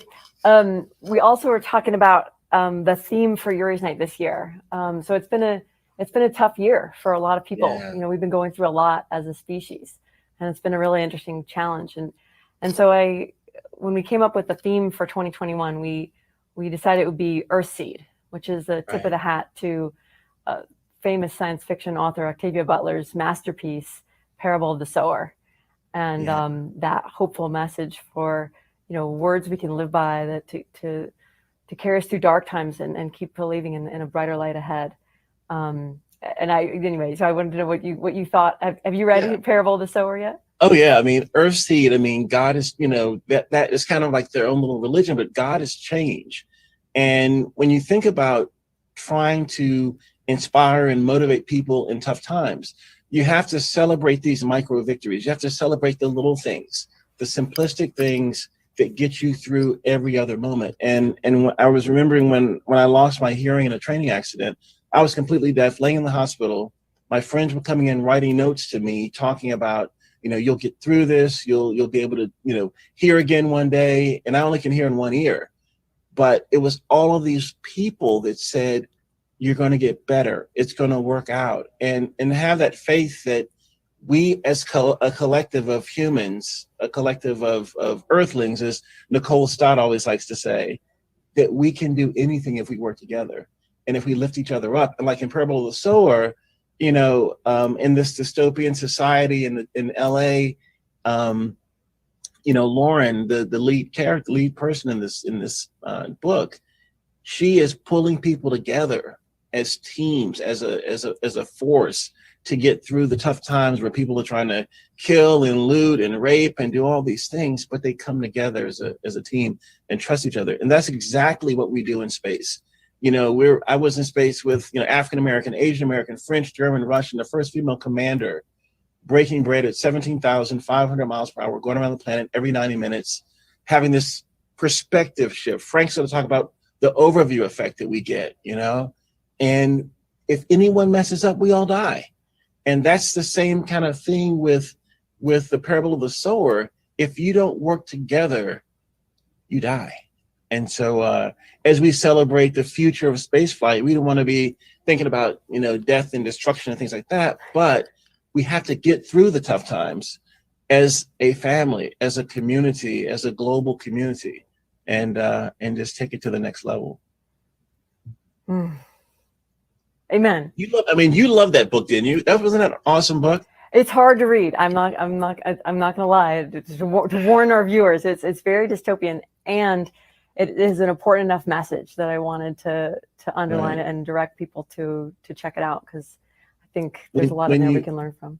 And when you think about what you talked about, Earthseed, you know, think about the minds of the young kids that we need to plant the right seeds in them right now, so that they will be our next generation of explorers. They will be the ones that are building rocket ships, going to other planets, building warp speed, and all these things that we need to live the dreams of the science fiction. You know, science fiction becomes science fact when you put into play the hope and the optimism and the work. You got to do the work to make these dreams become a reality. And I think about Peggy Whitson, who was the commander of my mission. She said that when Sally Ride became an astronaut, her dreams of going to space became a goal because she saw someone doing it that looked like her. And so we got to keep letting our little seeds, our little earth seeds, inspire them to rise and to be that next generation. And I'll be sitting on my rocking chair.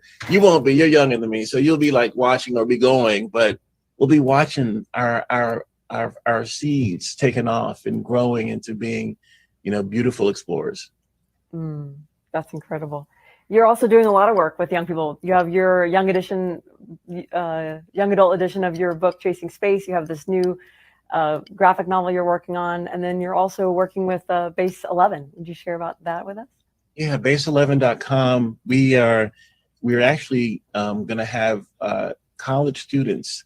We have a contest called a program where they're building liquid fuel rockets to get to space. If they get to space, we give them $1 million.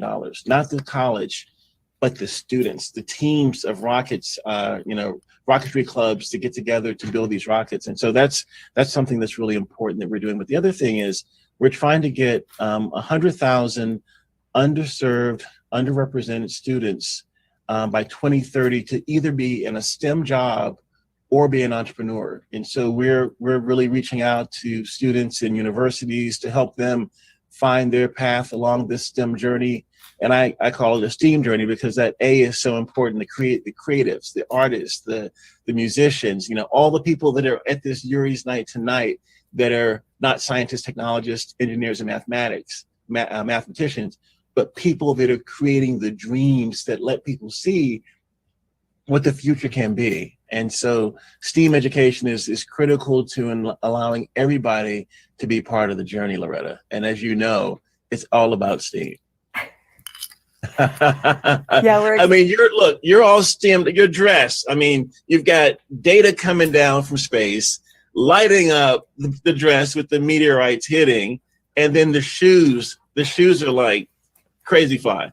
Yeah, I'm just grateful that I get to sit for the whole show. This has really helped. It's the key to the success. This is incredible. No, it's great having you. Yeah, exactly. I once heard a great artist sharing that she said, do you want to have the next generation, do you want to create a generation of scientists and engineers, or do you want to create a generation of Michelangelos? Right. And that was the first time it clicked for me. I was like, oh, yeah. He's that. the ultimate STEAM explorer, right? Mm-hmm. Yeah, exactly. So people can do it all. Who can, tell a story, capture your heart. And you'll see we'll have Dr. Sion Proctor joining us later in the show. Just got her a chance to go to space now, and she's bringing together the art and the science. And she has this. We were talking about equity, diversity, and inclusion, but she added the J in front: justice, equity, diversity, inclusion, so we can make it our Jedi future. And she had me. And what's amazing is I interviewed her. She was one of the educator astronauts who came through NASA to be one of the educator astronauts. And she interviewed. She did a great job. But we got Dottie and Ricky and Joe Akaba. But now she's going and is going to give some wisdom to the youth from space as an educator and as just a overall incredible advocate for exploration. The universe has got our back. It's looking out for us. Got our back, strongly got our back. You're a breath of fresh air. Thank you for everything you do, the authenticity and you model in your book and on screen and everywhere you go. Thank you for who you are and being a role model for all of us to look up to. Hey, I appreciate you and George, and Godspeed on the journey. Thanks for 20 years of making this happen for people to believe that anything is possible through exploration, human exploration. That sounds great. Thank you, Leland. And we look forward to seeing you back at Yuri's Night again soon. Yes, most definitely. All right. Poyaholi. Happy Yuri's Night. Thank you. All right. Thanks, guys. Have a good one. Bye, Leland. Godspeed, everyone. Godspeed. Well, thank you, Loretta. It's really my pleasure to be here at Yuri's Night and to talk a little bit about Jerry O'Neill and about the film that will be coming out soon, The High Frontier, The Untold Story of Gerard K. O'Neill. I'm especially happy to talk about it because Jerry O'Neill is truly due for a recognition of his incredible efforts to come up with a new and different vision of human space exploration and development. He did that with remarkable ideas. He did that with the Space Studies Institute. And for me personally, he is a hero because at a time when many of us wanted to be involved in space exploration and development, there wasn't a lot for us to do if we weren't engineers or scientists or astronauts. Jerry, because he was thinking ahead and looking at human communities out there in the solar system, realized that every human being had something to offer. You could be a social scientist, you could be an electrician, you could be a poet, you could, of course, be an astronaut, and you would find a place at the Space Studies Institute. For me personally, there would be no overview effect if there were no Jerry O'Neill and no High Frontier. It was because I was welcomed at the Space Studies Institute and I was thinking constantly about Jerry's vision as I flew across the country and looked out the window of the airplane that I had the insight that led to writing The Overview Effect, Space Exploration and Human Evolution. And I'm really happy that serendipitously it's coming out right at the same time as the film. The 4th edition will be coming out in the very near future. And it's totally appropriate because one other personal connection, Jerry wrote the foreword to the 1st edition, and I'm really, really proud of that. So I hope everyone will take a look at the world premiere on spacechannel.com, April 17th. And even if you're not interested or think you're not interested in space exploration, if you're an environmentalist or you care about the Earth, you ought to watch this film. Many people don't know that Jerry's vision included a very, very strong environmental component. He felt that our technological civilization was really too much for our home planet. And he also felt that if some portion of that civilization were to expand outward into the solar system, the Earth could be returned to some of its original ecological beauty and balance. So this is an important film. It's an important film about an important man. And I hope you'll enjoy the trailer. I hope you'll enjoy Yuri's Night. And then, not so long after, I hope you'll enjoy The High Frontier, the untold story of Gerard K. O'Neill. Thank you very much. We are on a very fragile planet at the present time. These are the most dangerous decades in all of human history. We have the capability to destroy ourselves, and yet we have not broken free of the limitations of that thin biosphere of the Earth. Now, some serious scientists are talking about whole colonies in space. Not on the moon, Mars, or Jupiter, but on man-made planets. And populated not by scientists and astronauts alone, but by hundreds of thousands of just plain folks looking to get away from an overcrowded Earth, running short of energy, water, and clean air. The human race must leave and occupy other places in space. Do you really believe we can be there soon? With the technology that we have now, we could do it, and maybe by the late 1980s. Talking about outer space and colonizing outer space is always intriguing. And here's a gentleman who knows about it. Would you welcome, please, Gerard K. O'Neill. Dr. O'Neill rolls out this book called The High Frontier that shows how to do it, step by step. And it's go time. Anyone can read the book. That will change how you think about space forever. It's possible to make habitats which are relatively big enough to be very Earth-like. 90% of the people on Earth in 100 years would move out into space and leave the Earth. We call the Earth the old country. Jerry O'Neill asked, is a planetary surface the right place for an expanding industrial civilization? The episode of human life being confined to Earth is coming to an end. Space will be the next civilization. Industries and colonies in space may sound incredible, but we who are working toward them know that most of the building blocks are already in place. Jerry O'Neill is a physicist with a brilliant reputation among his colleagues. O'Neill might have stayed in that abstract world, but he has always been intrigued by space. Jerry had a dream of going into space, and he went through the whole program, all the rigorous, grueling physical and psychological tests. I was really worried that O'Neill's influence and his greatness has not been publicly understood. But then as somebody with the wherewithal of Jeff Bezos actually tries to implement it, that's transformational. It's this generation's job to build that road to space. Professor O'Neill was very formative for me. I read The High Frontier in high school, and as soon as I read it, it made sense to me. Space isn't just something that's just the engineers show up to. You know, this is something for artists and writers and business people. We were a bunch of young, intuitive punks. We're all Jerry's kids. We're all, in one way or another, caught up in this idea. 3, 2, 1, 0. Yes, it was crazy. Yes, it was science fiction. Yes, it was way out there.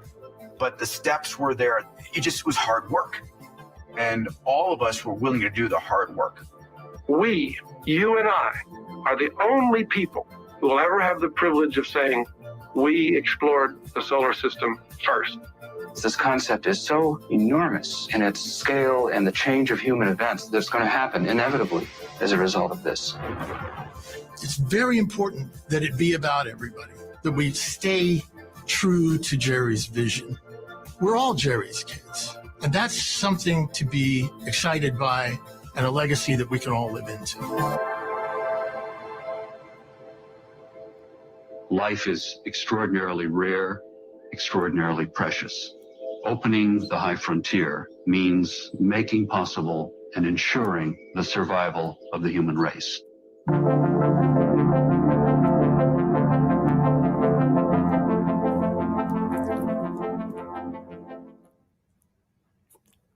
We're very excited to be able to help out with the premiere of The High Frontier next Saturday night. So if you miss us, we'll be back next Saturday night.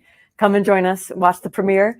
You can go to the highfrontierthemovie.com. Oh, I should have looked up that URL. It's on our website. Or maybe it's thank you for putting that lovely graphic on the screen. Brilliant, brilliant. Good thing we have such an incredible team in the control room. And I'll be there watching it. I'm actually in the movie and was really inspired by a lot of, and dear friends are all in it. So yeah, come back next Saturday. Join us for the premiere. It'll be free on spacechannel.com. And afterwards, you have to pay on all the other services the next day. So come join us for the premiere next Saturday. It'll be a lot of fun. As I mentioned earlier, the other thing we're got our fingers crossed for is that we're going to have a third important milestone of spaceflight coming up on April 12th again. And this will be the first powered flight on another planet, the Mars helicopter, which JPL is getting ready to launch right now. And so we are super excited to bring on some folks from the team to be able to share with us a little bit about Perseverance, the whole process, and the helicopter and where we're at.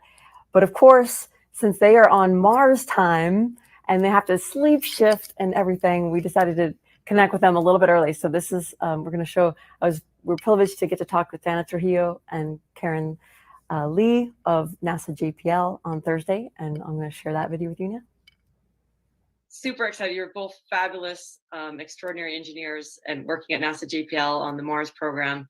And this is such an exciting time. We had to sort of break in and sort of get the live story from you on what's happening. So Dana, tell us, first of all, what's your role in the Mars project right now? I am a surface flight director during commissioning. So what that means is I have the pleasure to lead the downlink team that does the analysis of the rover and give the go for the next activity. So not only for Perseverance, but I also had the pleasure to be the flight director for Dropsaw for the helicopter. So that made it really exciting. Gosh, you've done so much to get here, and you're such an extraordinary role model. I also saw that you were leading something for NASA called Martes on Martes. Can you tell us about that? Martes on Martes, meaning Tuesdays on Mars, is a weekly report of what we have done thus far with the rover, showing you the images, stitching together the story as to what happened behind that image, how do we actually take that image, what did the engineers do, and what does it mean for us? So yeah, we're trying to keep everybody engaged with everything we're doing. You know, here at Yuri's Night, we celebrate the anniversary of Gagarin's flight, April 12th, 61, the first shuttle flight, April 12th, 81. And now we have the potential to have the first powered flight on Mars be April 12th, 2021. So we're super excited. We're hoping, fingers crossed, that we can welcome you to the Yuri's Night anniversary family. We just talked to Bob Crippen, and he was saying that they were so busy, just trying to get this shuttle launching, they weren't even concerned about what day it was going to end up happening. If that didn't factor it in, is the same? I assume it's the similar situation for you on Mars. We're not trying to hit a certain day. We're just trying to get the dang helicopter to fly. And I mean, I think that everything that we try to do, and it's not only with the helicopter, right? We're trying to do so many things that stitch together that depend on each other. And we're thinking, well, we're going to do it this day, but we need to wait for this data. And if the orbiter doesn't work, then we have to wait. If the DSN station, the Deep Space Network doesn't work, then we have to wait. And so it's a lot of, I love the way that you're bringing it up here, Loretta, because the thing that really have to work is like multi-planetary, multi-spacecraft, multi-time. All of that has to line up, PDT, UTC, like everybody's understanding LMST time. So the actual time on Mars, all of that, plus the 2 different spacecrafts, all line up with all the procedures and the operations that we need to do to make sure that we can do one thing.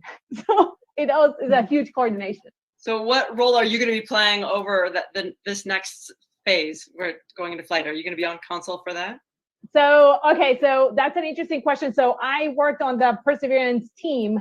Karen, you're the helicopter team. So from our perspective, we were doing all the checkouts to make sure that everything got deployed. And then the next thing at the interface with the helicopter team was to make sure that we could deploy the helicopter. So I see it kind of like the mommy kangaroo, right? Is like it has the helicopter inside and then it drops and we're like, okay, are you okay? We're gonna back out slowly. I take a picture.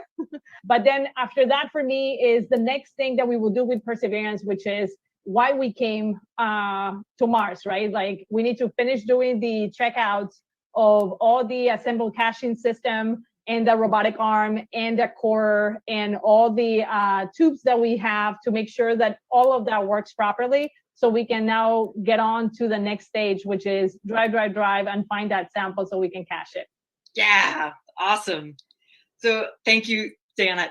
Karen, so now that we're coming up so close to the flight that you worked so hard on the building and the testing of this helicopter, how are you feeling coming into this? Like, just so excited. And with every success that we have, I start feeling more confident and just more excited that this is really going to happen. I mean, this is really just historic.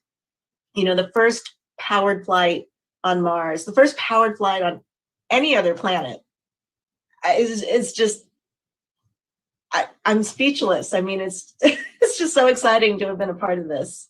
Maybe Karen can also talk about the piece of cloth that we have on the helicopter. Did she mention that already? No.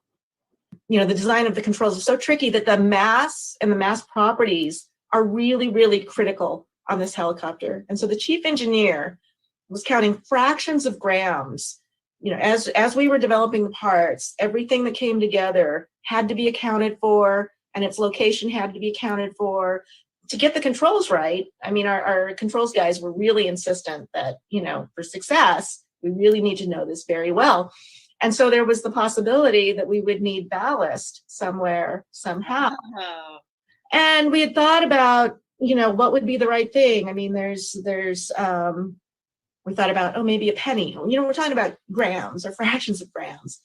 Well, they had located a piece of cloth from the original Wright brothers plane and had allowed us to incorporate that as our belt. So beautiful. I love it. Yeah. So the first powered flight on Earth and then the first powered flight on another world. That's so beautiful. Well done, GPL. I'm so excited. And you're talking to the right crowd tonight because these are definitely the people who would stay up till midnight Pacific and 3 a.m. Eastern to get to watch this momentous occasion. So thank you so much for joining us and sharing the sort of insider view of just the exciting things that are unfolding for us right now on Mars. So grateful. Fantastic. Thank you so much. So next we're going to be bringing on stage some really extraordinary human beings that I've gotten to work with over the years. Rod Roddenberry is the son of Gene Roddenberry, the creator of Star Trek. Robert Picardo, who played the holographic doctor on Star Trek Voyager.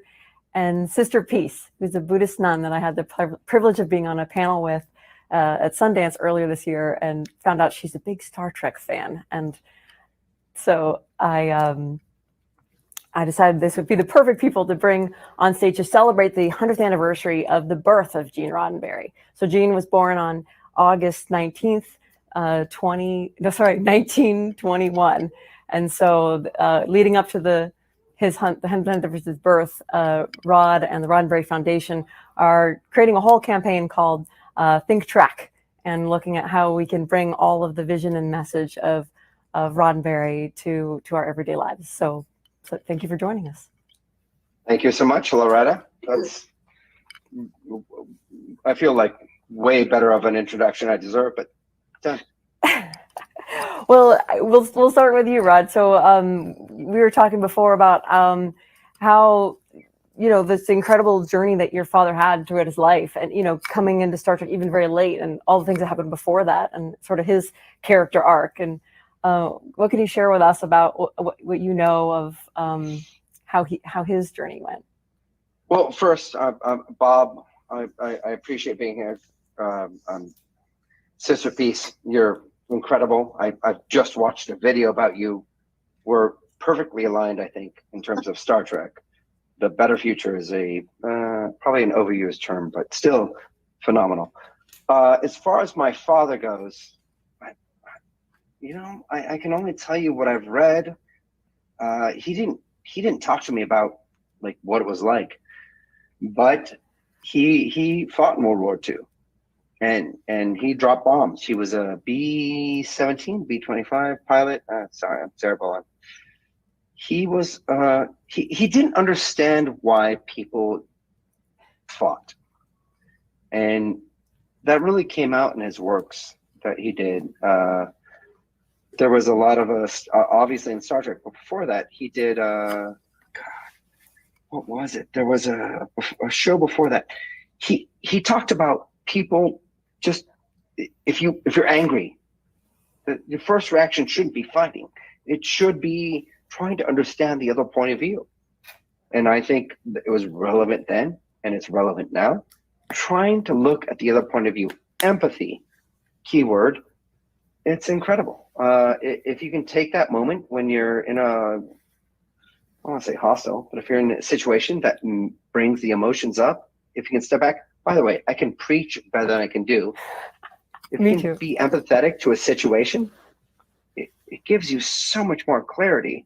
And I feel like Sister Peace can speak to this far better than I can.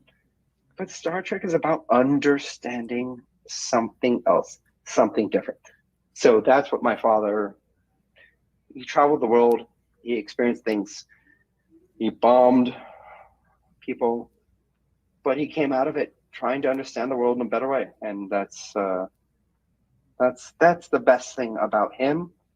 And I'd say Star Trek. Really beautiful and really well said.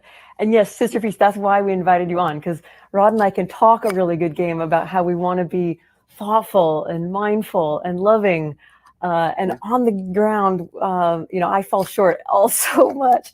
And so we thought we'd bring on an expert who could help us, with some tools and advice on how can we think Trek, how can we walk Trek in our daily life. Well, listen, thank you so much. I am delighted to be here. I mean, this is just, a fan's dream come true.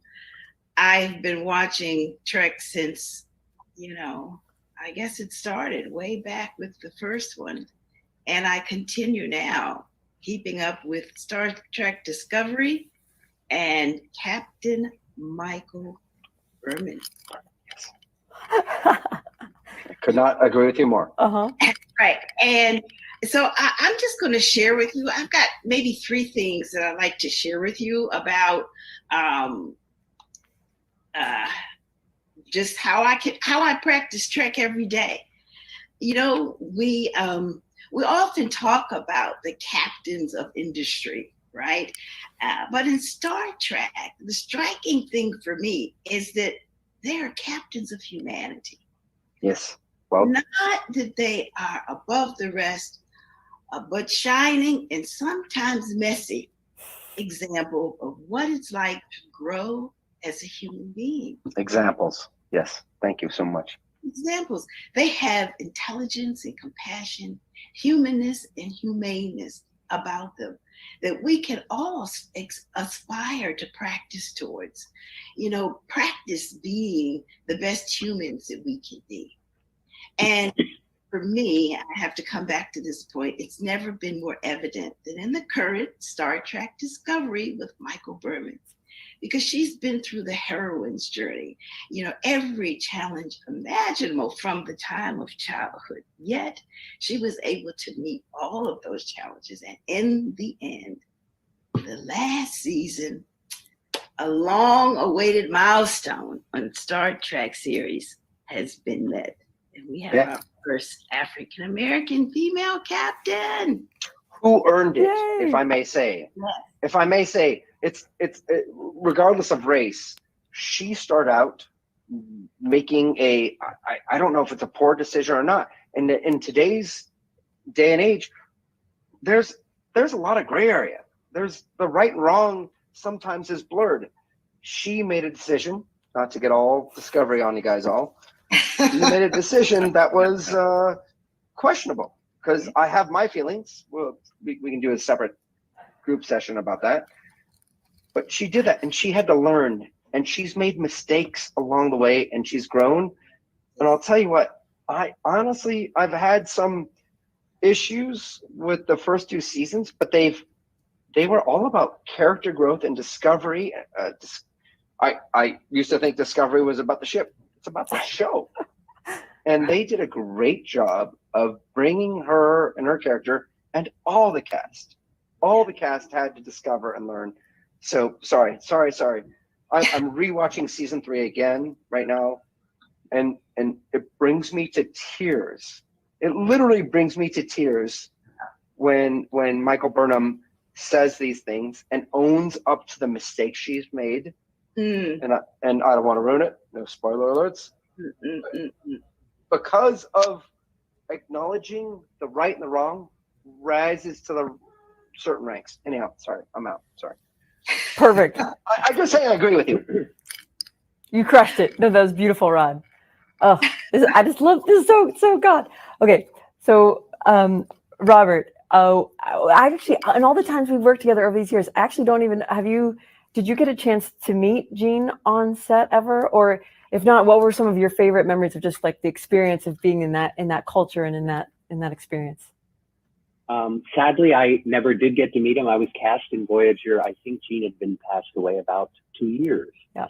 So I never did get to meet him. I just want to do a shout out to Rod for doing the wonderful work, not only to keep his father's legacy alive and well, but really expanding its influence and not just with this centennial celebration, but his foundation and everything. I commend you for that. I applaud you.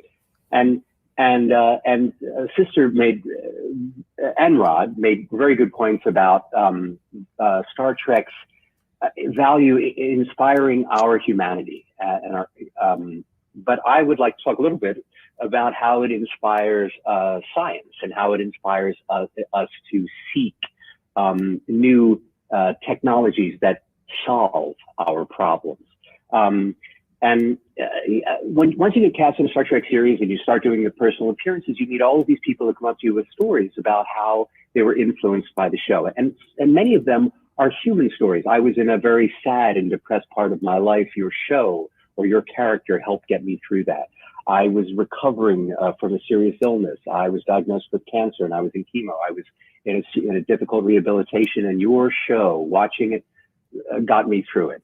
And that is extremely valuable and important, I know, to all of the actors to hear that. And then you hear inspirational stories, perhaps not just with them coping with emotional challenges in their life, but how they were influenced, for example, to go into medicine, to become a doctor or an EMT or a nurse or whatever, because they were influenced by my character specifically, which is also a great compliment to you. It makes you feel as an actor that your work has a greater significance than just entertaining people. And when the show was in its original run in the late 90s, about 97, I became involved with a group called the Planetary Society, which is a great friend to Yuri's Night. And And we're presently led by Bill Nye, the Science Guy. The Planetary Society, for those of you who don't know, and I bet you all do, was co-founded by the great Carl Sagan, Lewis Friedman, and Bruce Murray. Bruce Murray ran Jet Propulsion Laboratory during the heyday. Sorry about the noise. It's New York, guys. What can I do? The heyday of the Voyager 1 and 2 expeditions. And Lewis Friedman was also working at Jet Propulsion Laboratory. Anyway, they felt that the public's interest in space exploration after the great success of the March to the Moon was beginning to wane. So in 1984, he founded the Planetary Society to engage public interest in space science. And they reached out to me to become on the advisory board, to become a member of the advisory council, because they saw me, I guess, as bringing their message to the science fiction fan community and saying, if you're a fan of science fiction, you're really a fan of science. Let me help you realize that.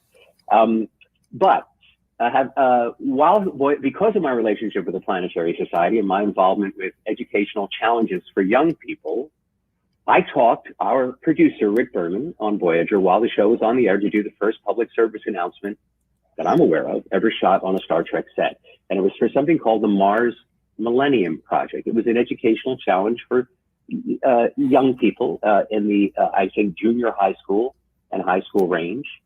And in any case, I got the public service announcement shot on the set. The whole production stopped. I had like 5 minutes to do this very complicated piece of material without a teleprompter, but it got done and it aired only one night. Okay. Cut to years later, I got this letter, and this will sum up why I'm most proud to be on, to be part of the Star Trek franchise. Okay. This is from a woman named Dr. Well, I gave it away. She's a PhD now, Tanya Harrison. She says, I was wondering if either of you might be able to pass a little message along to Robert Picardo. I actually started my journey down this Martian path, thanks in large part to a PSA that he did that aired during an episode of Voyager in 1999, promoting NASA's Mars Millennium Project. I would never have heard of the project if not for the PSA, and the project led me to get connected with my local Mars Society chapter. Those folks ended up paying for me to go to one of their conventions in Toronto to present the work that I'd done for the project. The following year, and I know from that, the following year, she said, I knew from that experience that I wanted to do this as a career.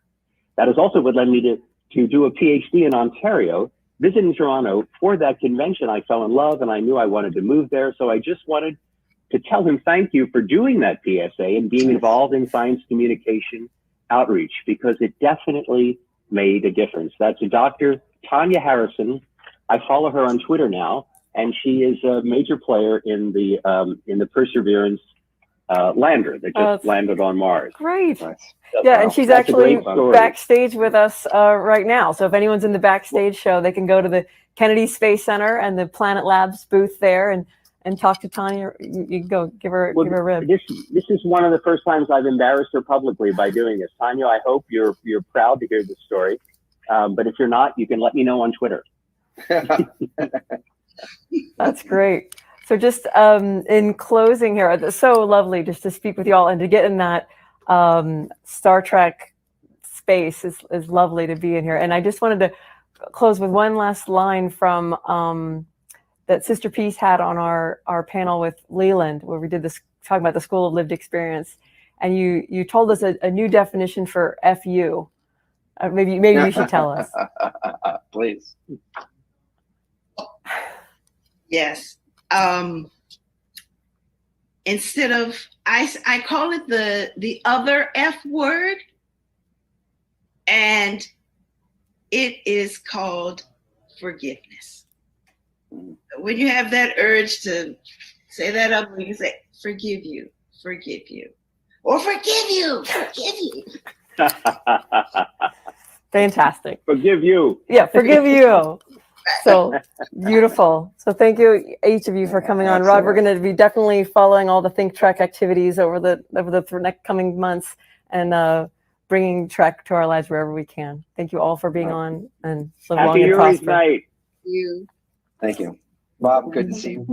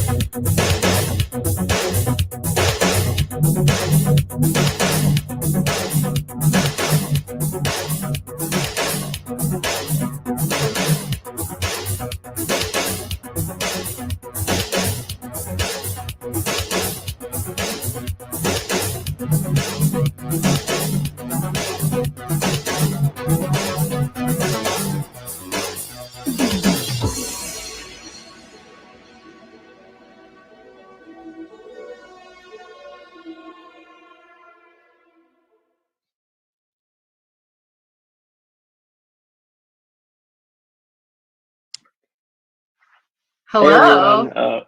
Hey everyone. This is such an amazing Yuri's Night 2021 we're having. My name is Nico Blanks. I'm a student at Embry-Riddle Aeronautical University in Daytona Beach, Florida, studying space flight operations. And I'm here with two incredible people, Simone Yetz and Tim Dodd, the everyday astronaut. And yeah, today we're going to be talking about the Cosmic Odyssey Scholarship and why we all love space. So I just want to throw it over to you two and introduce yourselves real quick. Simone, go. Oh, hi. Go. I'm going. My name is Simone.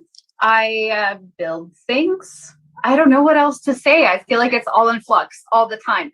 I used to be known as the Queen of Shitty Robots, and then I've started making useful things, which is very confusing. So I'm just like making things. Right now, I'm just working on a jigsaw puzzle because I'm cool. And it's Saturday night, you know? What about you, Tim? Well, I don't go quite as hard as you. I'm not quite that hardcore. I wish I had my grandma on right now, like making cool puzzles like you on a Saturday night. But we can't all be this cool. I thrive. I can only thrive. So strive to be. Yeah. Hi, I'm Tim Dodd. I'm better known as the Everyday Astronaut, and I like rockets and things that do space stuff, I guess, for a living. I'm a professional like things on the internet guy. Is that fair? I think that's very fair. I think that is an accurate description. Yes. Oh, I should mention, hey, Jamie, if we can cut back to my full screen, I did include, I brought the suit back for Yuri's Night tonight for the first time in like 2 years. I'm not donning it. You're not going to get me to don it, but it is back there with very lifeless legs, as you pointed out, Simone. That's the Everyday Astronaut suit? That is the OG. Yep. Wow. Yeah. So there you go. Happy Yuri's Night, everybody. Awesome. Well, to give a little background on like kind of why I'm up here with both of you, like many people on this stream, you know, a lot of people want to be astronauts. That's everybody wants to go to space. And I've been the same way since I was very, very young. And for me, that kind of dream of mine was faltered a little bit when I was 6 years old. I was diagnosed with a brain tumor. And I had many people tell me from that moment that, you know, your dream of going to space is kind of over with. And I started to believe them when you have multiple people telling you that in your ear. Even if you have just as many encouraging you, the bad, you know, vibes creep in, I guess. Mm-hmm. So, but that kind of changed when I had the opportunity to go to space camp when I was in high school. And for a time, like for that first time, I was surrounded by people that encouraged me and inspired me to like chase my dreams no matter what, how many people are telling me that I would never be able to do that. So space camp was a life changer for me, and I want to give that opportunity to other kids that are going through a similar hardship that I went through. And so that's why I'm starting the Cosmic Odyssey Scholarship with the help of Yuri's Night and with the help of the Austin Hatcher Foundation for Pediatric Cancer. So this summer, we're going to send families, pediatric cancer survivors, and patients to space camp. So hopefully they will be inspired and maybe also want to one day go to space like all of us. And so, yeah, and speaking of going to space, I'm very curious as to have both of you always wanted to go to space, and what inspired you to, if not, want to change your mind and actually go? So just asking for a friend, what's the cutoff age for your initiative? So space camp is, the great thing about it is that we have a custom camp, so anybody can go. Yeah, I mean, yeah, because I didn't have a pediatric tumor. I had it when I was, oh gosh, how old was I? 27, and I had much of the same reaction as you, where I was like, okay, going to space was always unlikely for me, but this is like going to be the final nail in the coffin. And then, like, I mean, recently there's just been so many of these opportunities popping up and a lot of commercial spaceflight going. So it's really, it's a good time to not be a superhuman, but still want to go to space, is what I'm thinking. But you're mainly focusing on kids, right? Not 30-year-olds. I mean, kids, but I think anybody that has that, like, that hardship, that wants to be inspired, should have the opportunity to be inspired. So we're all kids at heart. It's true. We are all kids at heart, definitely. Yeah, Simone, but you've like always wanted to go to space, though, right? I mean, it started, so it has incredibly humble beginnings, where my mom, who always wanted to go to space, she told me when I was a teenager that if my parents have been very good about never imposing dreams on me, but this is the one, like, slip my mom had. And she said, if I managed to go to space, I would never have to buy her another Christmas present. And I was like, okay, that sounds like a fair trade. Let me add this to my bucket list. But then it kind of just stuck with me. I started studying physics, and then I realized, like, okay, I'm not an astronaut type. Like, that was the only, we only have one Swedish astronaut, and he studied that same program. And I was like, okay, this is not I'm not that person. I'm too much of a spaz. But then I built a toothbrush helmet and my career started, and I was like, oh, maybe I'll be able to go to space through the toothbrush helmet path. Which is a path I'm working on establishing. Yeah.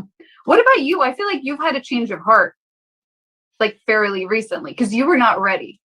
Yeah. For a little bit. No? No, yeah. I never really honestly I never had any real genuine desire to go to space. I just always thought, like, I like rockets and I like the hardware, but space always terrified me. I grew up, with, I remember very vividly the Columbia disaster, for instance, very vividly. I remember that day. So I just have had a little, pretty big fear of the consequences of space flight. And I've never really actually felt like I wanted to, or nor did it maybe even have a genuine possibility of ever, going to space. Like, that just never seemed like a thing. And literally just in the past 6 months, seeing, inspiration for, Dear Moon 2019 or 2018 is when Yusaka Maezawa announced that. That was sort of like, sure, cool, but I didn't quite believe it. But now seeing, like, Inspiration 4 and the other crew that's going to be going to the ISS soon, and seeing, Virgin Galactic and Blue Origin getting closer to suborbital space flight stuff too, commercial, it makes me realize, like, oh, this actually is a thing. This actually is a thing. And the more I start thinking about, like, what would it act when I let myself imagine going to space now and seeing the Earth from a distance, I guess it's genuinely poetic and beautiful. And I guess I do actually want to see that now. And it's like, I guess that's my change of heart. Like, I actually am letting myself now imagine that for the first time, I guess. Yeah. So Nico, it didn't start with, like, you had space dreams before you went to space camp. Like, where did it start for you? I think my earliest space memory that I like to attribute to like all my love and for like human space exploration was definitely like, I'd say probably around the age of 4 or 5, watching like Apollo 13 and October Sky with my family and my grandfather. Those movies, like you would think Apollo 13 out of all movies would scare you from ever wanting to even touch a spacecraft in your life. But for me, I was like, oh, I want to do that really bad. So I like to contribute that to the start of my like want and love of space travel. So and yeah, and I've been working really hard ever since to get there, and I'm sure both of you have been doing a lot of things to kind of get your name and make you the best candidates possible for applying to these amazing like trips that are. I haven't made a toothbrush helmet yet. I'm feeling left out. Like maybe that's the key here. Simone, I feel like you're doing. I mean, it's a path. It's maybe not the path or the best path, but is the one that I have, and I will try to make it work. But yeah, I mean, I applied to Inspiration 4 and then also to Dear Moon, but I haven't posted my application publicly because I feel like I ran out of internet coin on the Inspiration 4 project. And I was like, I can't be posting like a space competition every week, which is probably really bad strategically. But I also I don't know, I'm just like a little bit embarrassed about trying so hard. I'm not gonna lie, I would gladly, if you just had a channel of just you begging different companies to take you to space, that was just a weekly thing, I'd be like, yeah, this is great. I feel like I'm just gonna be like that aunt on Facebook that keeps on posting like, win a free pair of headphones for sharing this post. But I'm like, get a ticket to space. Do you guys feel like we're in the Willy Wonka era of spaceflight? Because it feels all of a sudden we're getting that like golden ticket and you're going to space. It's like, think about it, Inspiration 4, that's what, 150 or 200 million or over $100 million prize, I guess, the divided by 4 or whatever. But like, that's got to be one of the biggest prizes in history of anything ever. And like, I feel like we're not even hearing about it publicly. It's insane. And it's like the most Willy Wonka thing in the world. And it's actually happening like this year. I feel like it also must make space camp so much more inspiring because it's like, I mean, the older or like the younger you are, the higher the likelihood that you will get to go. And yeah, how can people support your initiative, Nico? Yeah, if you go to yurisnight.net /scholarship, then you'll find the page with the entire story of the scholarship and a button on how to donate. And also there are actually a couple spots for families to go to camp this coming summer with the kids we send that are for auction as well. So if you want to support that way and you actually want to go to space camp yourself with your family, then that is a way to do it as well. So yeah, I think that any support would be so helpful to inspiring all these kids that have usually are told no. And it's good when they have a group of people and a support network that can tell them yes they can. So yeah, I think that that is something so beautiful. But that's great. I'll apply and I'll just have to find a kid. Simone, build a kid. I dare you. Build a kid. Oh no. If it looks anything like your ear, it'll be Simone. But Simone, you've made your own. You haven't built a child, but you've made your own space camp. I did make my own space training program, which mostly involved me locking myself in my bathroom for 48 hours as like capsule or isolation training of some sort. Analog mission. Yeah, I mean that was kind of fun. I feel like it definitely doesn't have the full space camp experience though. I was lacking. I've experienced a little dabble of space camp. I was there a little bit in 2018 or 20 something, I don't know, and it was awesome. So I want to go back. Maybe we all just go back as like adults, you know, and hang out and party at space camp sometime. Sounds like a plan. I would be into that. Very much so. Well, thanks everyone. Yeah, I appreciate both of you coming on and talking about this with me. Absolutely, Nico. Cheers and happy Yuri's Night, everyone. Hopefully next year it's in person and we can all hang out and party. And high five. Yeah. Oh my God. Hug. Crazy. Virtual one for now. Yeah. Yeah. Absolutely. Cheers, everybody. Bye. Hey everyone, my name is Bailey Burns, and space is a word that is just everything I'm doing right now, from work to school to everything I do just for fun. So I'm a systems engineer at Paragon Space, and our CEO is Grant Anderson. I love all the cool things I get to do every day, but I really wanted to introduce you to Grant. So Grant, can you introduce yourself and tell us a little bit about what's going on at Paragon right now? Hi, yeah, I'm Grant Anderson, the president and CEO and one of the co-founders of Paragon Space Development Corporation, and everything's going on at Paragon right now. Everything from fundamental development of new life support systems all the way to operating them on the space station and also getting ready to go to the moon. That's so exciting. I absolutely love that. Can you tell us a little bit more about what's going on with maybe BPA? What's going on there? Well, yeah, so I mentioned this thing's operating on the space station. The brine processor assembly, which is the BPA, we speak in acronyms, of course, is a urine processing system to extract the water out of the urine from the astronauts so it can be brought back in, yes, recycled, and yes, they drink it once again.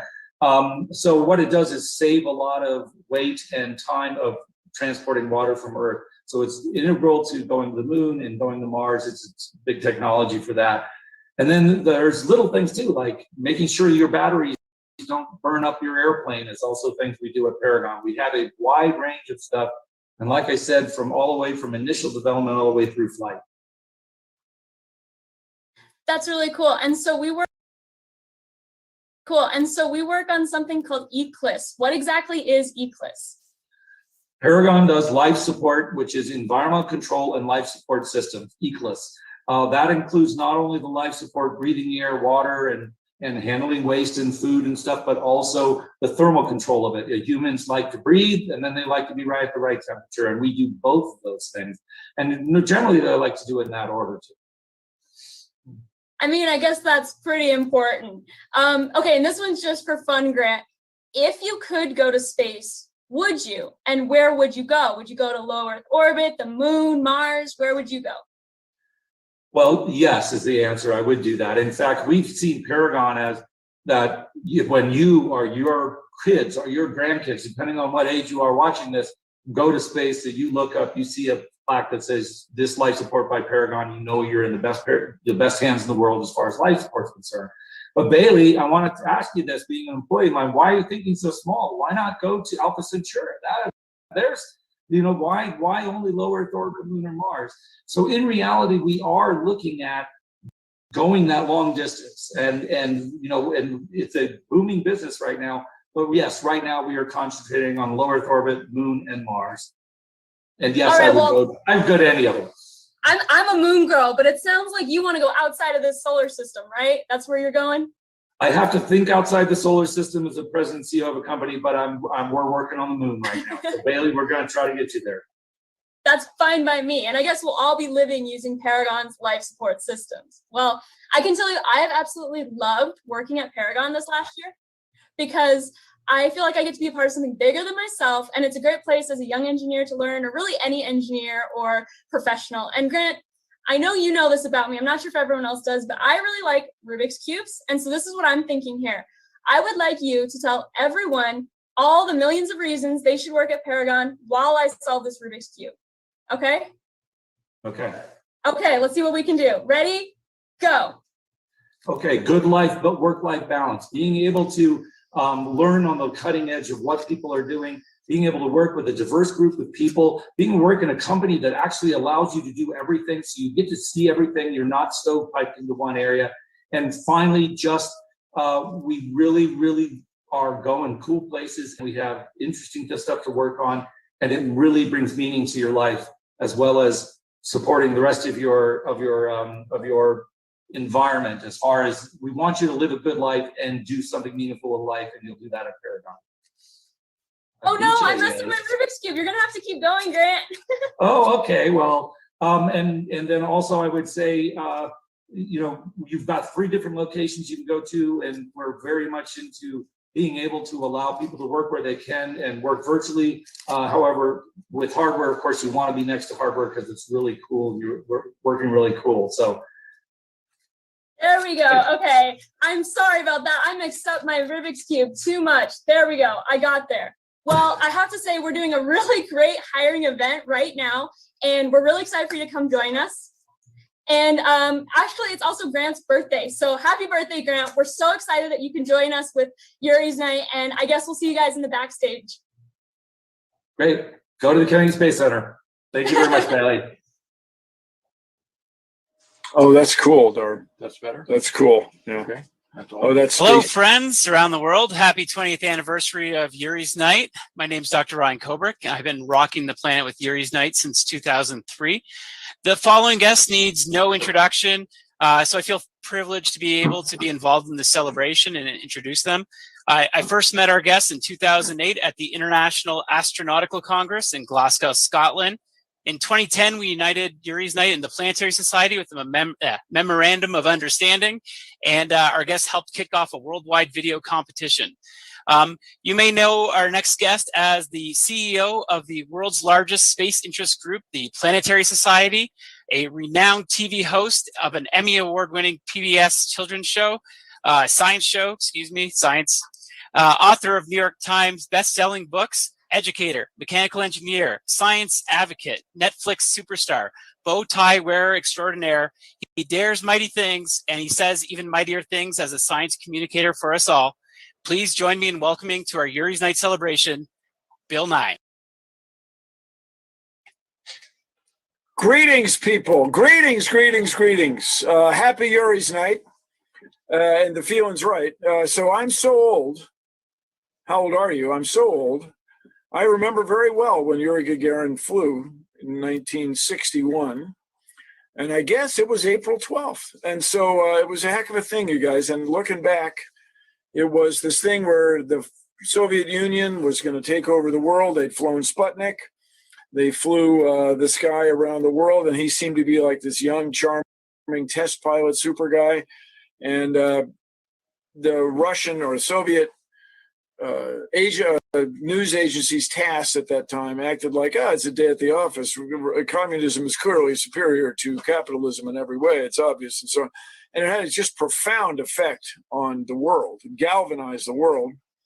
And the reason, you can argue very well, the reason we've all met and the reason there is an internet is because there was a space race because of Yuri Gagarin. So this is cool to see everybody. It's really a heck of a thing that Loretta got this revved up so that every year we celebrate this space flight. Should I keep talking? Because, you know, all I do is talk. Mike, are you out there? I'm here. Hey, ladies and gentlemen, Mike Mongo. Hi, Bill Nye, planetary guy.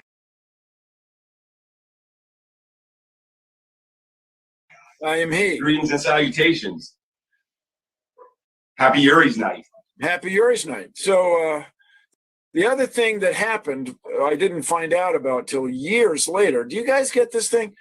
The guy flies around the Earth on essentially military rocket technology. And what's going to happen when you re-enter? Well, you know, I'm not sure. Well, you're a paratrooper. Yeah, I'm a paratrooper. I mean, speaking Russian. So he jumps out of the thing. He jumps out of the space capsule at, the numbers vary, but miles above or kilometers above the Earth's surface, like 10,000, might have been higher than that, 10,000 feet in US units, and just parachutes to Earth. And I guess the capsule comes down pretty hard. But talk about guts, you talk about confidence, you talk about that fighter pilot calm. You know, we are, tomorrow rather, we are about to experience probably the first helicopter flight on another world, which is just extraordinary. And that wouldn't have happened without the space race. But furthermore, it'll be cool. And we have many, I'm going to get it wrong, but over a dozen cameras on the Perseverance rover and the Curiosity rover still driving around. And because I'm going to claim, take full credit, the Planetary Society, no, I exaggerate, because of our continuing advocacy, there are microphones on the Perseverance rover. And if you talk to people who study planets, geologists primarily, their whole thing is mobility. They want to be able to go to see the rock they want to knock around on, knock the rind off and see what's inside. They want to get over to it. They want to look around. Well, this helicopter is going to enable us to have an even more human-like experience on this other world. But wait, there's more. That it'll be amazing. Tomorrow will be amazing because I got a feeling it'll work. I watched the test videos. You know, I'm pretty sure these people know what they're doing. But still, when there's a human out there, when there's a human flying around, somehow everything's different. And so you think about Yuri Gagarin and either his nuttiness or his just not really willing to grasp what was going on, or his extraordinary brave outlook.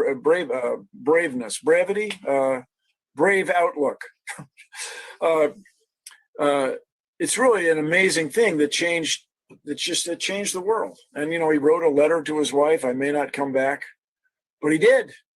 And then I guess you guys know more about it than I. He flew around for many more years as a test pilot, and eventually something went wrong. Bill, am I on right now? Oh, hey, there we go. All right. Yes, you are on. You know, so I have a question. So you remember this flight? Yeah, I was 5.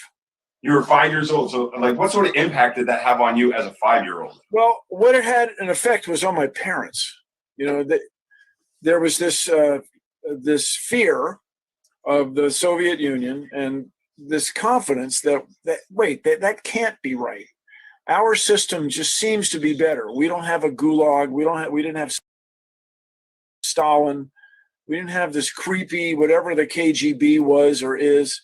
We didn't have that, but it immediately led to the Cold War, which had a deep effect on me. My goodness, you know, I became a mechanical engineer because I like airplanes and bicycle. And, you know, I had security clearance for a while, worked on a fighter plane for a while. And all that is derived from this space flight. So when I was 5 years old, 4 years old, that's when it was 1969 and Neil Armstrong landed on the moon. That was the thing that made me determine that I wanted to work in space careers. And then I went and the people around me supported me in that vision. You're like a science superhero for the entire world. And so right now, because you are such an advocate for client science and us being aware of what changes are taking place, when students were looking to pursue careers in the future, who do you suggest that they surround themselves with in order to achieve these goals that you talk about? Multi-generational now. Well, toy trains, clearly. I mean, that's really the key. I'm kidding, everybody, but this is my brother's basement where I'm visiting him, where he has collected quite a few toy trains. He could quit if he wanted to, but he doesn't. So I kid because I love. So anyway, the toy trains and the erector sets and these things were something I grew up with. And I just everybody says this all the time. Hands-on. We want everybody to be hands-on. We want everybody to experience physical objects, have a familiarity with them. But the other thing, the advice I give to all students and parents of students is what, Mike? Algebra. Algebra. Yeah, so algebra turns out to be, you guys, I'm going to do this because we tested it, but I think it'll get a little better. This is, we're going to try this on. Nobody leave this room. But it turns out algebra is why we have computers and Zoom calls and all these things. And algebra, by all accounts, is an indicator. It not only helps you think abstractly about numbers, but apparently it enables you to think abstractly about all sorts of things. So we encourage everybody, that's probably a little better audio, right? We encourage everybody to learn algebra. And by the way, students, if you're out there, it sucked for me too, okay? Is that what you want to know? You have to practice. There's no way around it. And believe me, Yuri Gagarin could do some flipping algebra, all right? Any astronaut from any nation has a passion for science, engineering, technology, and math, as we said. STEM. And so a big part of that is algebra. And there's no substitute for practice, since you asked. Well, since I asked, I do have it. So when I was learning algebra, I had some terrible algebra teachers, and they made me struggle. And then And look, you're fine now. I found the algebra teacher that communicated to me. What year were you in school at that point? I actually was in college when I finally got algebra. Cool. Well, yeah, good. That's when great. I finally understood it. Yeah, that's great, man. And so the other thing is you want to hang out with people that also like science, technology, engineering, and math. And the thing that's around, or the acronym that's around right now is quite appropriate, is STEAM: Science, Technology, Engineering, Art, and Math. And I'm all for it, man. When you think about space exploration, why is it you do it? Why do we do it? And the answer is, in Yuri Gagarin's day, the answer was to prove technical prowess and to develop a culture of technical achievement in the Soviet Union, which led to a culture of technical achievement in the States and Canada and so on. But the reason you want to explore is to answer these two deep questions that Bruce Murray, who was the founder of the Planetary Society, went on to be the head of the Jet Propulsion Lab. I guess he was head of the Jet Propulsion Lab first. Anyway, he said all the time, there's two questions. Where did we come from? And are we alone?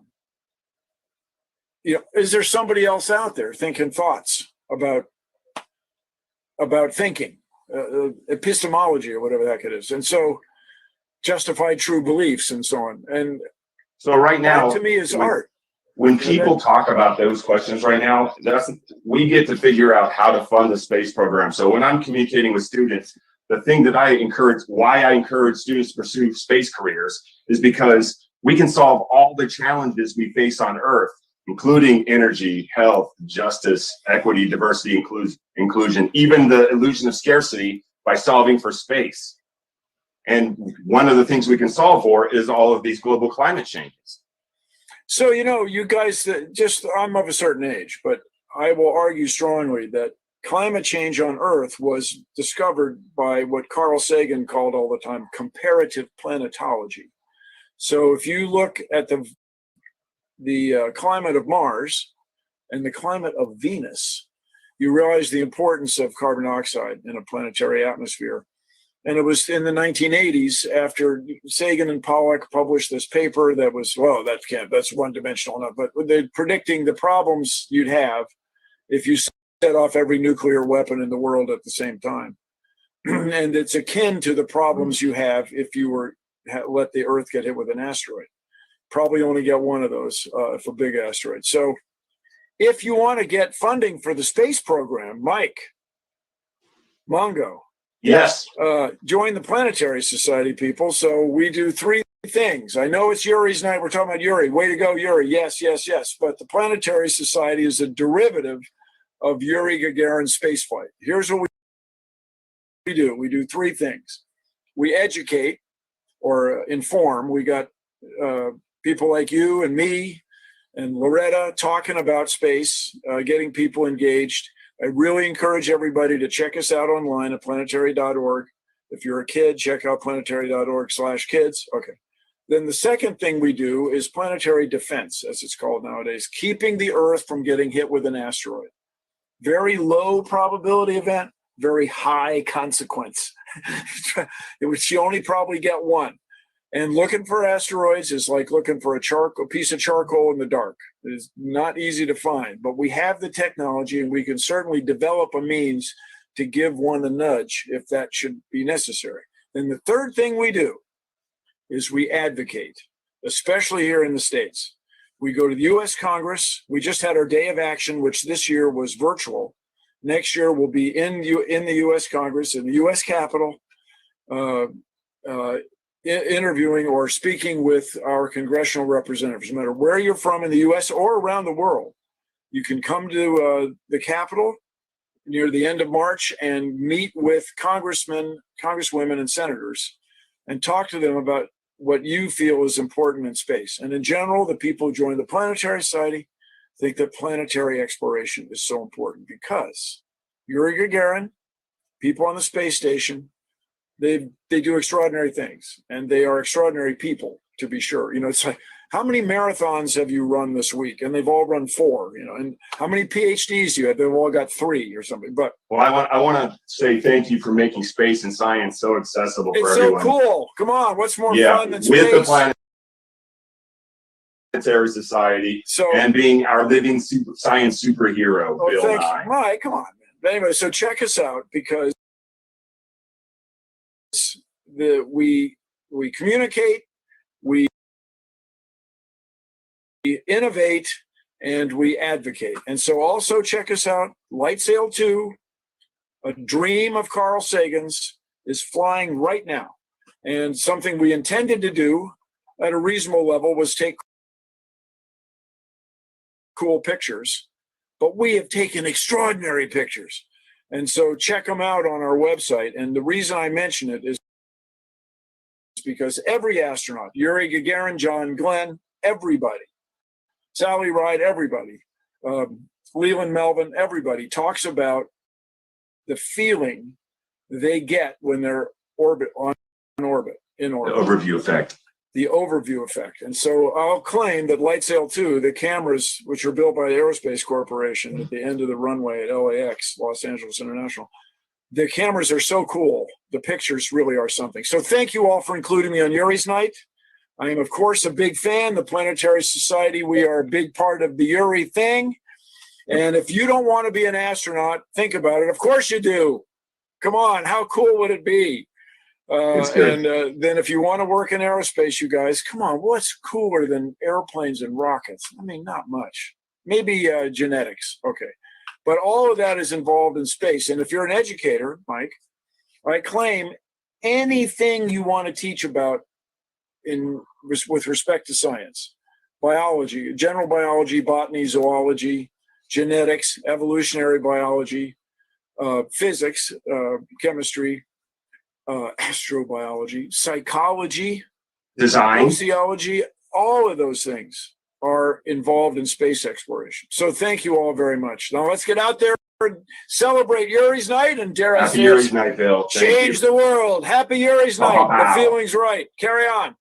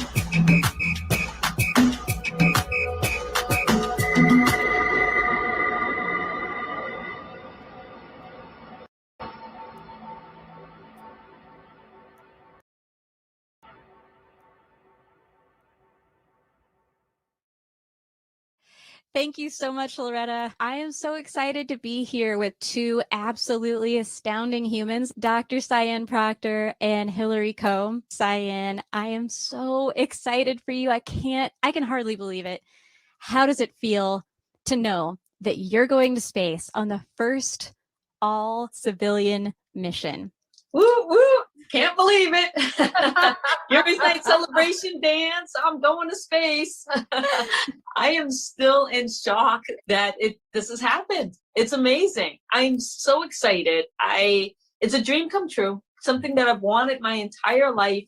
And now it is here and it's a reality. So the inspiration for mission is really the brainchild of Jared Isaacman. And he's this just amazing person who has been very successful in the business world and wanted to go to space. And then my seat that I won is the prosperity seat. And Jared, being a business person, he wanted to show that how can you be an inspirational entrepreneur?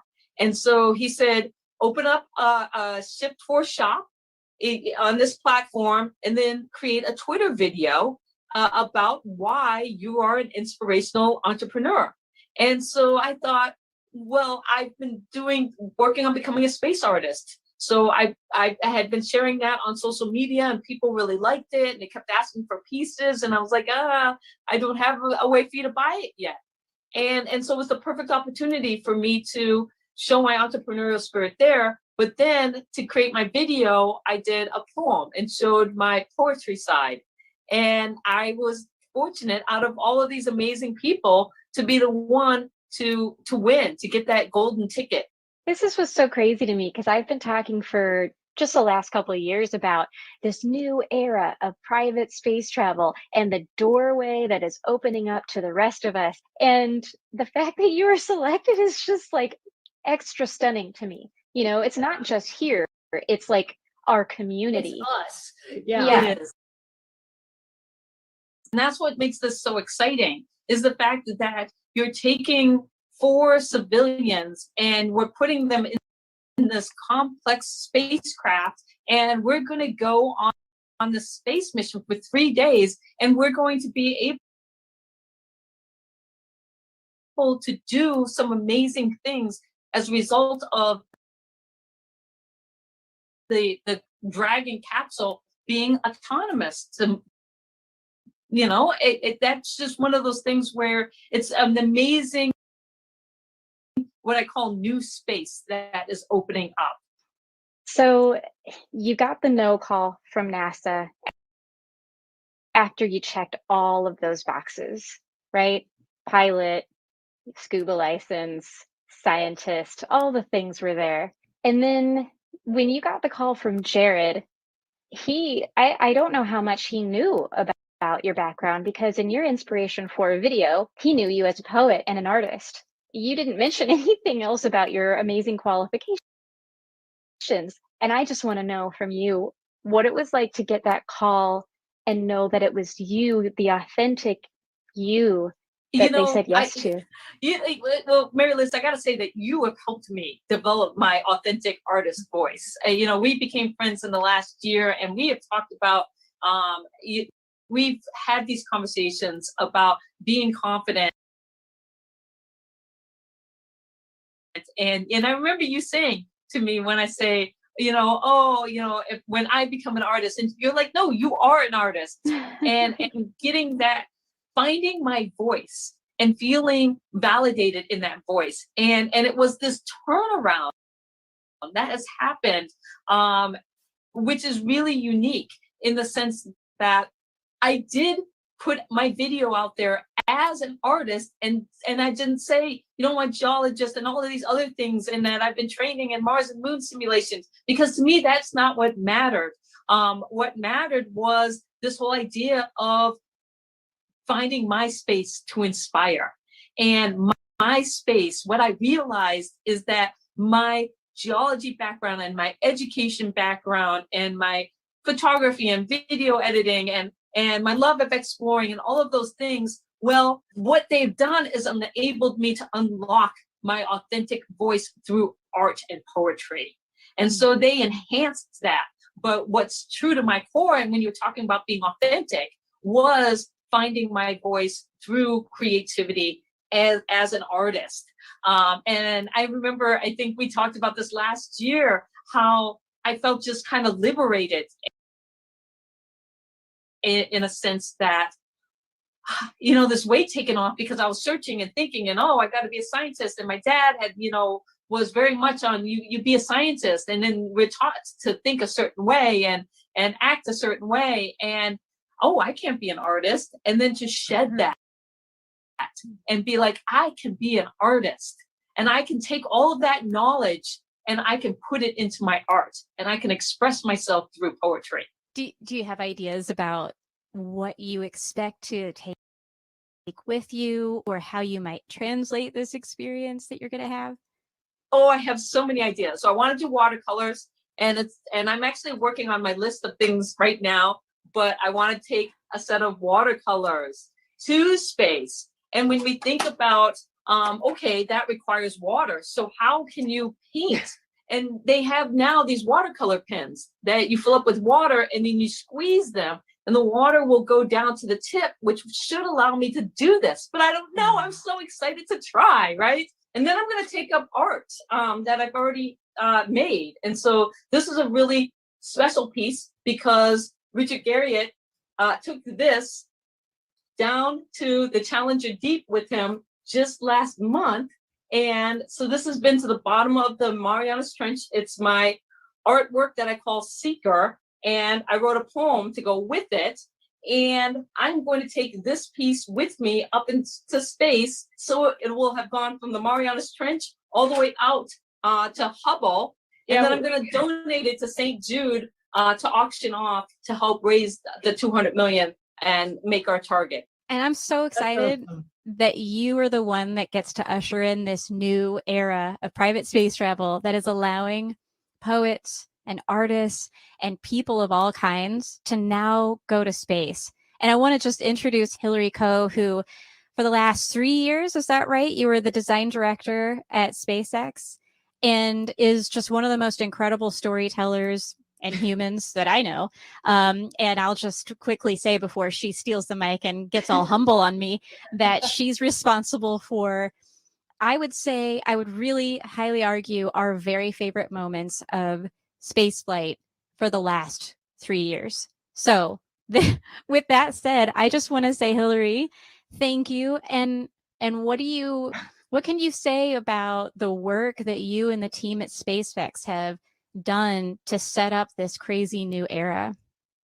Well, as you cued me up to be humble, it was very much not single-handedly myself in any way, shape, or form. It is an obnoxious team at SpaceX of people willing to spend nights and weekends and nights again. And I can't tell you the amount of effort it takes to go beyond the complexity of NASA requirements and to be able to draw beyond just the baseline, which, as we know for decades, is such a complex system to be able to work within, right? So to be able to kind of take that and go beyond that and start to explore, what if you use James Turrell as the reference for lighting, as our wonderful industrial designer Anthony did for Dragon? Like, what happens when you're taking that entire experience from when the astronauts are training and what that looks like, what that feels like, what are they interfacing with to launch day? Like spending hours trying to convince the fabric makers and the vendors and the people making budgets that like all of the support staff of commercial crews should be wearing black. And yes, they will look like space ninjas, but that's the whole point. Like the whole point is to present these astronauts as these glowing white magical beings that are just sweeping through and, oh, pad 39A, like, let's make that black. Like let's create the stage in every step of the way. Like the brilliant white Pegasus Tesla and these angels coming out and ascending to their spaceship. Like all of this was so painstakingly concepted because I think we all fell in love with the idea of being able to tell that story that inspired all of us growing up as fiction and making that a reality, right? For people in the space community, I feel like we all feel that same way, right? Where we're all these giddy, nerdy, awkward children still who are playing in this space, but we've been given permission to do it as grown-ups, right? And to make this real. I mean, science going there. Like I've been able to play a very small role in this very big part of history in human storytelling. And like, if I knew that when I was staring up at the stars with my dad when I was 6 years old, I mean, I wouldn't have believed it. what was that moment, Hillary, for you when you were totally outside of aerospace and you just recalled your love of Carl Sagan and astronomy? And like, what was your inner voice was just that loud that day, or what was that moment like? I just saw such an opportunity, and I saw all of these very inspiring companies, SpaceX included, who were really taking aim and firing hard at how we are going to get there cheaper, more efficiently, how we are going to say screw it to the bureaucracy that's been there, and we're going to redefine how we take control of this industry. And I'm sitting here going, okay, great, from an engineering perspective, but what about the human experience? We're sitting here talking about being able to put people on a spacecraft like a Delta flight, and yet what, they're going to be hanging out in a tin can? And this is how we are going to be driving inspiration for the future of human exploration. So that's where I kind of found my passion, not in like the inspiration of what was, but in the deficit of what wasn't, but what should be and what could be. And as artists, as both of you know, that's part of our superpower, is not necessarily just like being able to envision these beautiful things, but seeing where we could be able to be problem solvers on the fundamental level. Like, it's not just to me about telling a beautiful story, which I think, by the way, you and Ryan and Cosmic Perspective have some of the most beautiful slow motion with these cinematic music sequences. And it's like, it brings me to tears every time. Like, I'm influenced by you in terms of that. But I think back to the point at hand, it's seeing the possibilities and seeing that problem that needs to be solved. I couldn't ignore it anymore. It got to the point where I was like, we're at the precipice of this great human effort. It's not just bringing satellites up to the stars anymore. Like, this is bringing Cyan up to the stars. So it was just like, okay, how do we one up this? Like, where can I insert myself to make it that much better? And thank God to have such an amazing group of people that were willing to put in the nights, the weekends, the extra beyond the NASA requirements to really make that the future that we all want to see in this industry. I think one of the really incredible things, Mary Liz, that you and your partner Ryan have done is that you guys have put it on the line, right? Like, you up and moved everything that you were to come to this place in the middle of nowhere that is the new frontier for human spaceflight.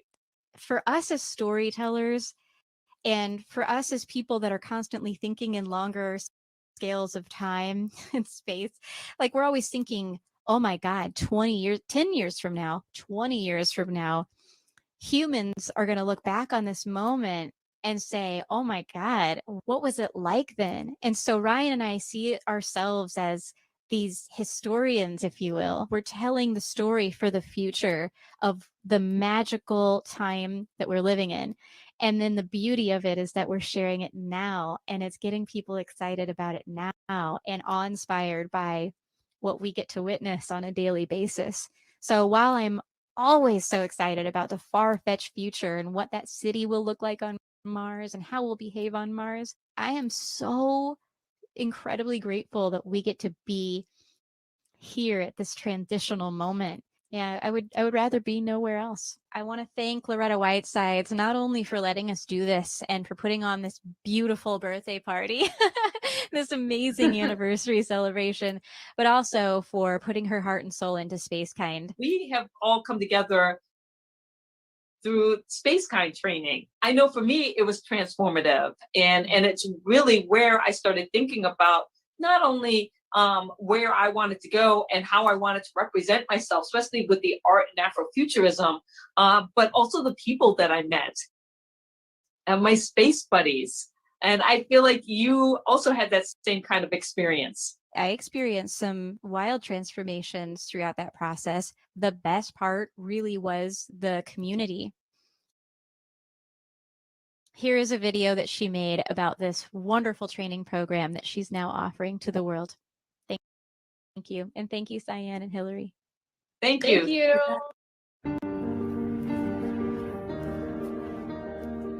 When I was in graduate school at Caltech, I had everything going for me. I was on track to be selected to be an astronaut, maybe even the first woman to walk on the moon. The only problem was I was miserable. Luckily, my JPL mentor intervened. He helped me see that even walking on the moon wouldn't be a big enough achievement to help me like who I was, help me feel like enough. I realized that was the mission that I was going to have to complete first. My most important journey. A journey I've been on for the last 20 years. That's why I launched Space Kind. It's a new kind of space training. It helps you not only get to space, but like the person you are when you get there. Because who we are when we get to space, it's going to set a precedent for generations to come. Feels like this is a really important time for humanity. We have an incredible opportunity to use the move into space to make some critical course corrections in how we treat ourselves, how we treat each other, and how we treat our home planet. We're not passengers here. This is a spaceship. That's our windshield. It's got a pretty epic view of the galaxy. We don't treat it like that. It's time for us to step up and become crew of Spaceship Earth. Come join us. Come begin your own hero's journey. Fulfill your dreams and become the person you've always wanted to be. Our next course starts on May the 4th. Come train alongside me as we both prepare for our first space flights. And do it soon, because we need more awesome crew for this magnificent Spaceship Earth.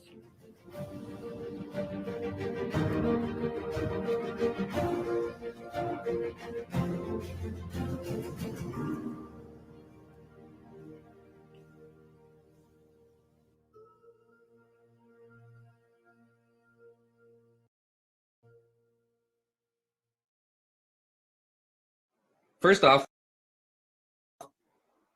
hi, how are you? Hi. It's good to see you. Yeah, no, this is so strange. This is why we're coming together for reasons I don't think we ever thought were going to be a reason why we talk to each other again. That's just so cool. So neat. You're an astronaut in training. Like, that's just incredible. Right. It blows my mind every time. You were a space supporter. You've worked at camp helping kids to realize their dream and to put them on the front of the stage. But now suddenly you're on the front of the stage. You're the one that has to be out in front, getting the accolades and doing the speeches and things.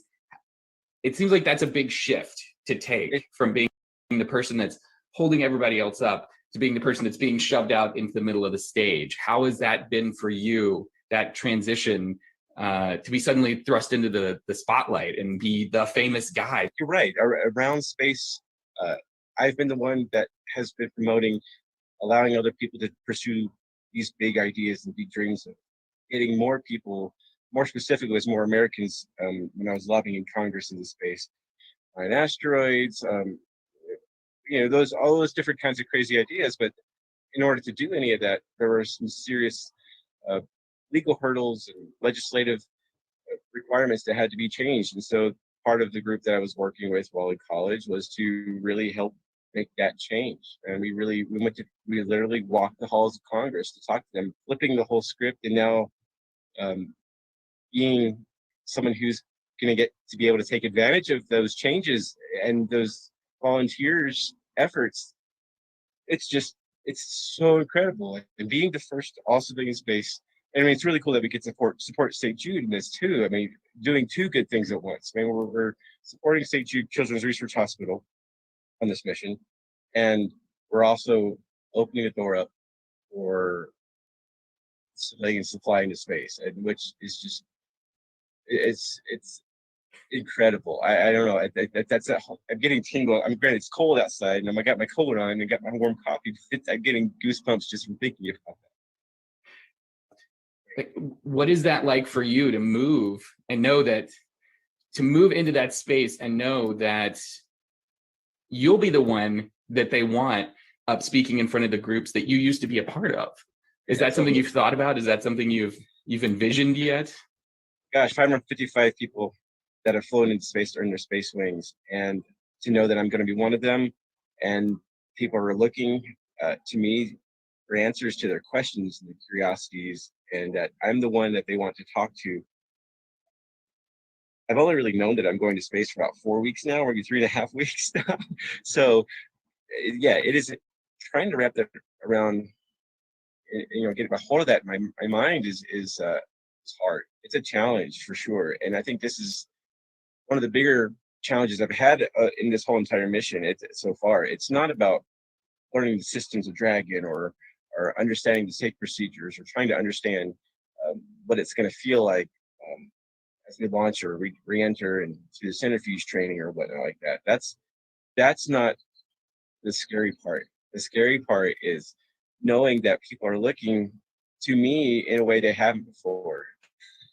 I mean, I literally in college was the one holding and directing the spotlight, for events on stage and moving that around and doing the stage production. It's humbling. I mean, it really is. I don't feel like I did anything different than anybody else does that just kind of cares about our world a little bit. I donated to St. Jude and I got my name selected.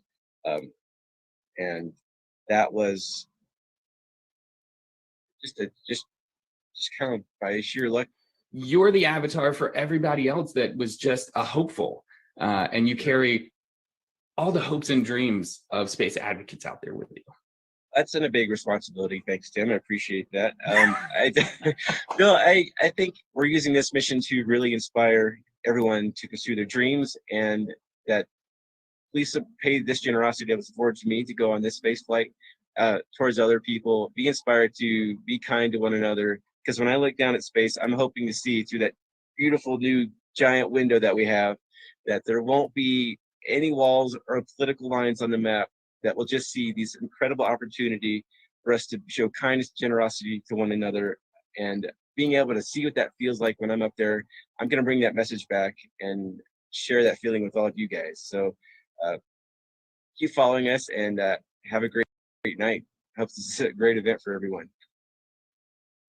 Thank you. You've gotten good at this. You're getting this down, these paces. A little practice, right?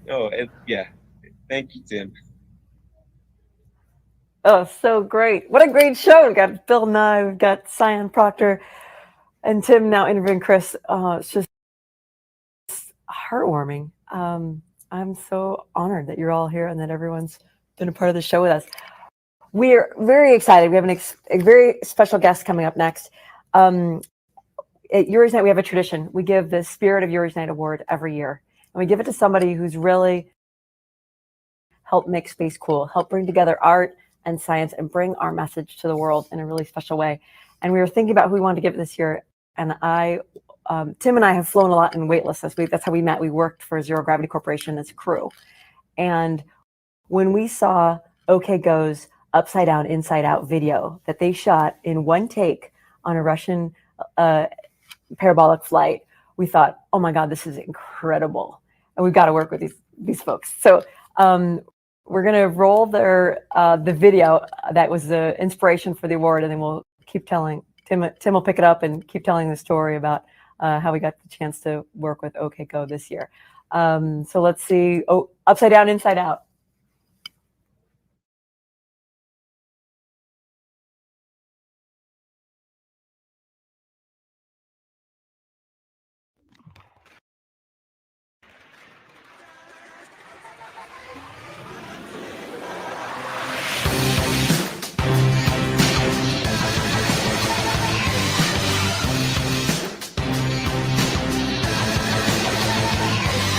Upside down and inside out.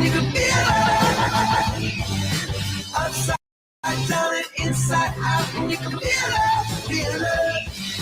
Don't know where your eyes are, but they're not doing what you said. Don't know where your mind is, baby, but you're better off without it. Inside down and upside out when you can feel it. Don't stop, can't stop until you feel it going down. I wish I had said the things you thought that I had said. Gravity's just a habit that you're pretty sure you can't break. So when you met the new you, were you scared? Were you cold? Were you kind? Yeah, when you met the new you, did someone die inside? Don't stop, can't stop, it's like a freight train. Don't stop, can't stop until you feel it going down. Don't know where your eyes are, but they're not doing what you said. Don't know where your mind is, baby, but you're better off without it.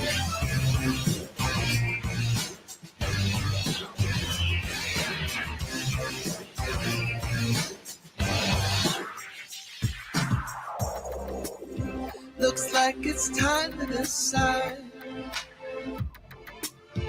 Are you here? Are you now? Is this it? All of those selves that you tried, wasn't one of them good enough? Cause you're upside down and inside out, you can feel it. Inside down and upside out, you can feel it, feel it. Don't stop, can't stop, it's like a freight train. Don't stop, can't stop till you feel it going down. I wish I had said the things you thought that I had said. Gravity's just a habit that you're pretty sure you can't break. Upside down, inside out, and you can feel it. Don't stop, can't stop until you feel it going down. Upside down, inside out, and you can feel it. Don't stop, can't stop until you feel it going down.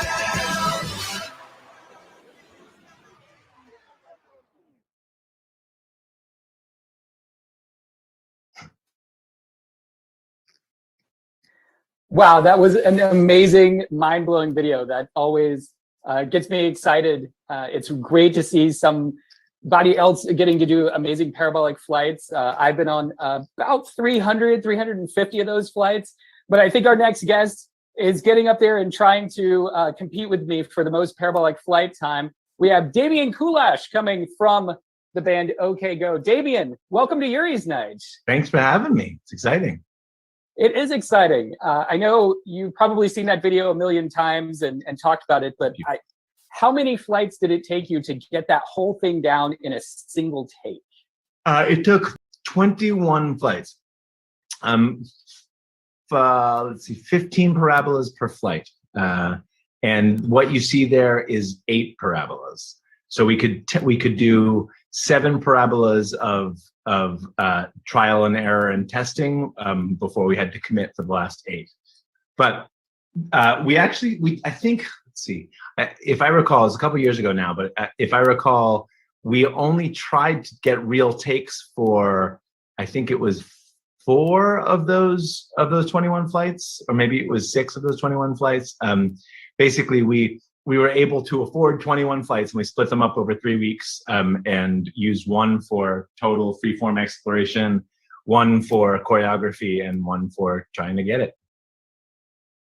That's a whole lot of flying, and that's a whole lot of practice that you have to do. I think doing parabolic flight and watching that in the back of my mind, not only the cleanup that you have to do after each take, but the amount of preparation it takes to do things in a weightless environment is really lost on a lot of people who haven't tried to do something well choreographed. So when I hear about astronauts going on a spacewalk and they need years to prep for that, it makes a lot more sense when you've tried to do something that's really technically hard in a weightless environment. So kudos to you for putting forth an amazing amount of effort.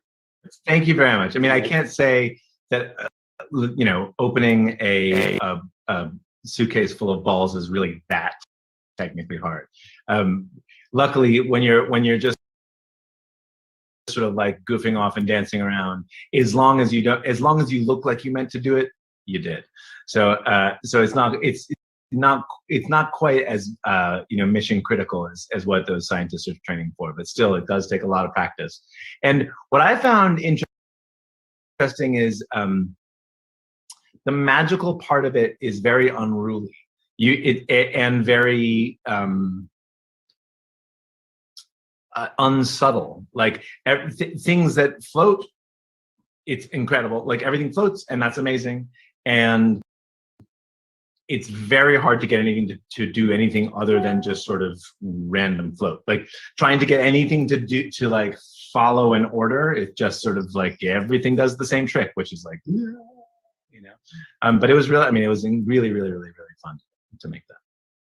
It's fun to watch people who have not been on a flight make a plan for all the things they're going to do during the flight. And they say, well, I'm going to get this, and I'm going to put it here. And none of it goes the way that they think it's going to. And they accomplish 3 out of their 40 things that they wanted to get done. I'd be shocked to even see 3. Every time I saw someone do it for the first time, they just start doggy paddling, because your gut instinct is to act like you're in water. Yeah. And you can't, you of course have, it does nothing. You have it doesn't work out. I do a lot of yelling, no swimming. That's one of the things that we tell people when we have them on the 0G plane. And I think you've flown with us on the 0G as a prep. We take their shoes away because we don't want anybody to have hard, clunky shoes or heels kicking somebody else with them. So we have everybody in socks. The whole interior is padded. It's very safe. But yeah, even people that know better. I found myself when I'm away from a handhold and I say, I know I'm almost there. If I just grab a little bit, physics doesn't work that way at all.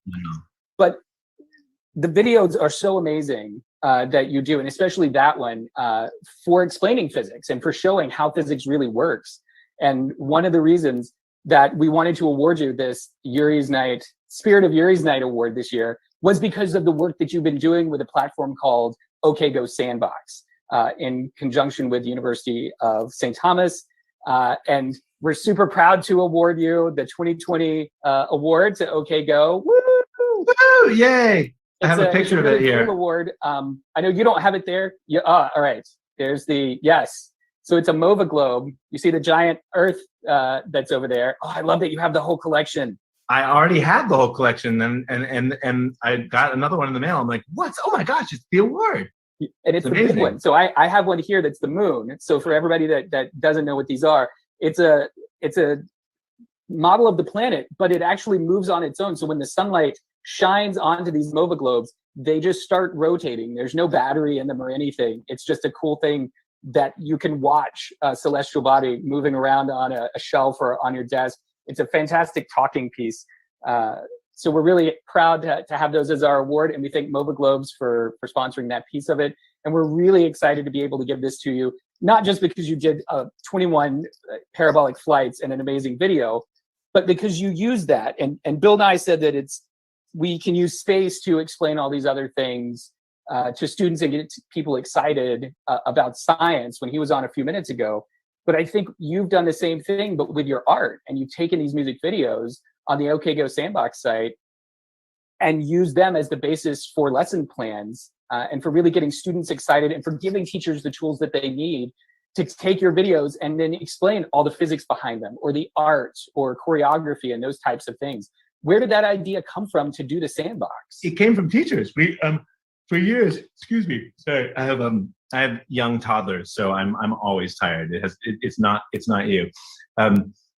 For years we've been getting these amazing emails from teachers saying, that rock and roll video you made, by the way, I use it for blank. And it's always something we never would have expected.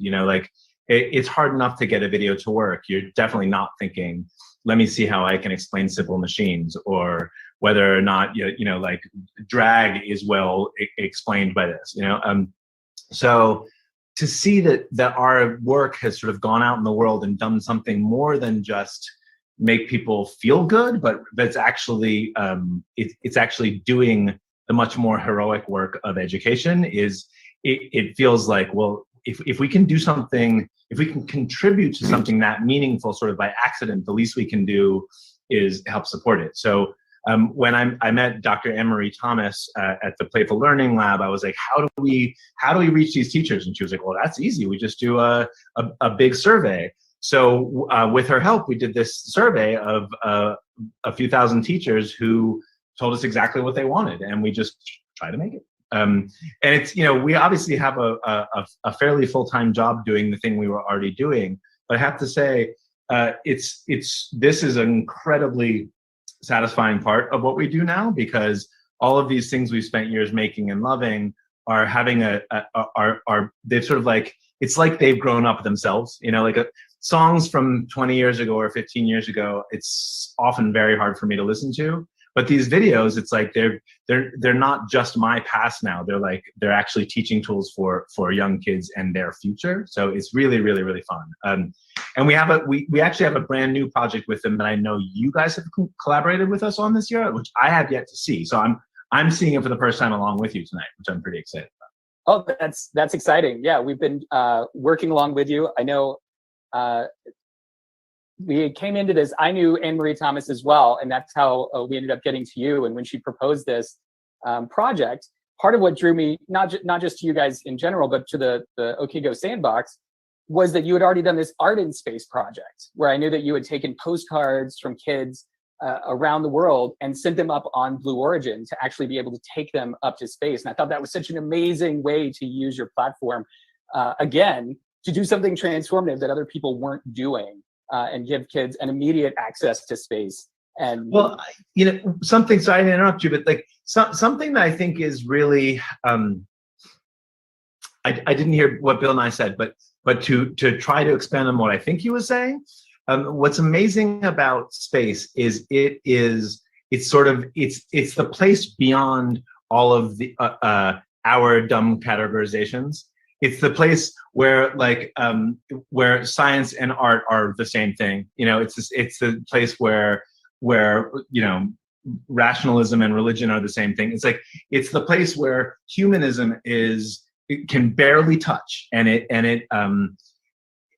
it's really good for helping to inspire us across those boundaries, because we often think of space as sort of the domain of math and science, but it's really the domain of imagination too, and I remember being at the very large assembly building, what's called the where they used to assembly building. Yeah, thank you. The vehicle assembly building, and where they used to put the space shuttle back together, and it's essentially an 80-something story building, but it's only 3 stories, because the stories are 70 stories tall, and my experience in there was more like being in a cathedral than any cathedral I've ever been in. It's like you realize that these highly technical and highly mathematical and highly planned things are also the craziest, most lunatic, most sort of like preposterous ideas that humans have ever had, and that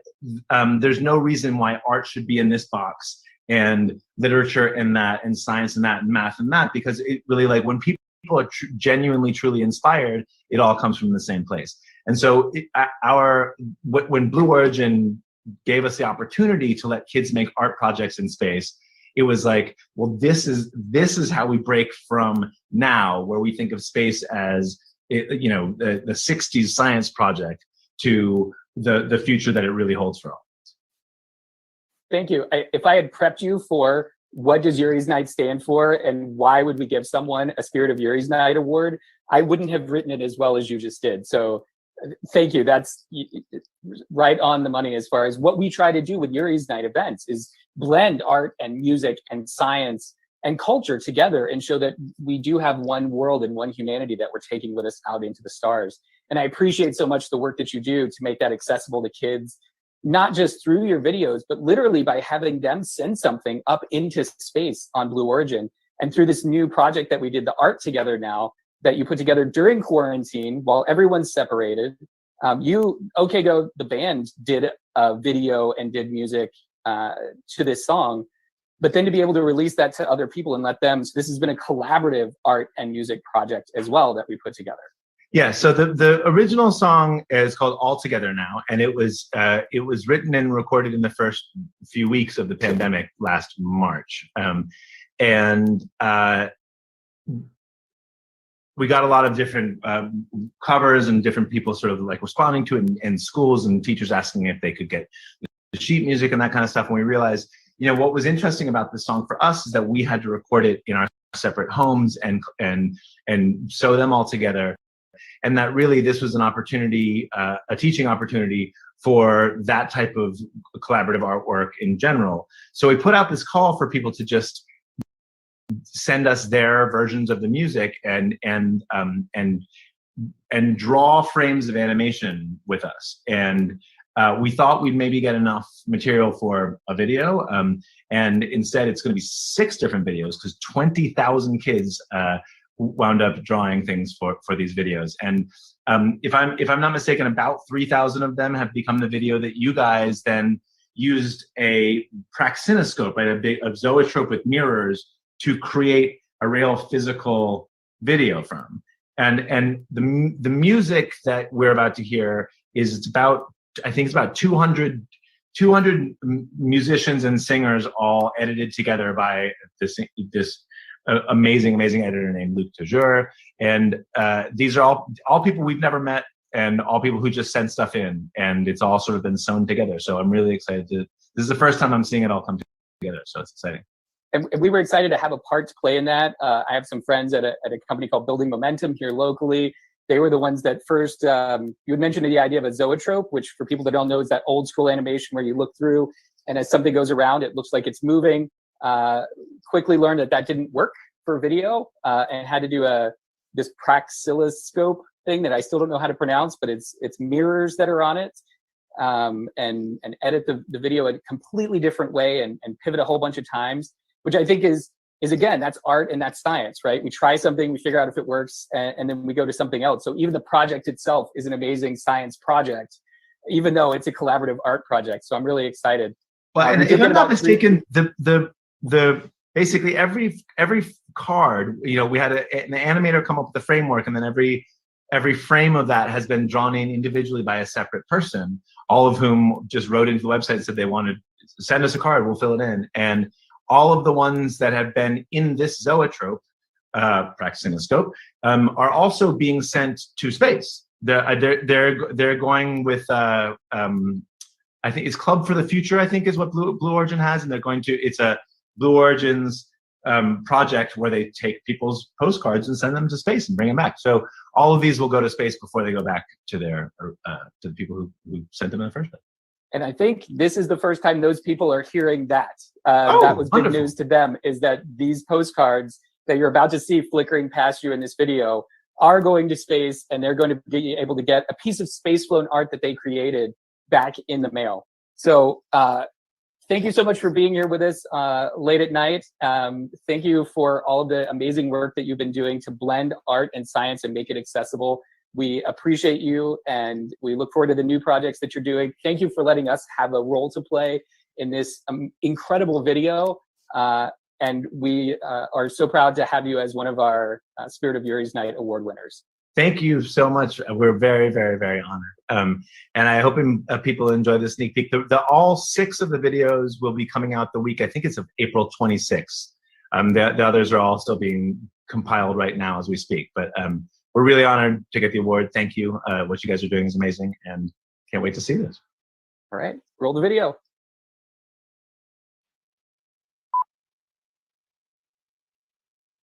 Everything's untouched, but forever changed. Everything's untouched, everything's untouched, but forever changed.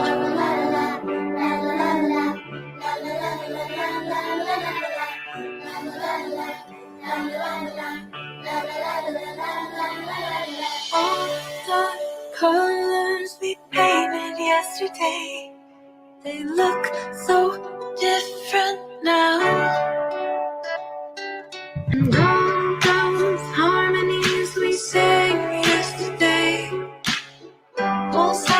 no different somehow. Though they're all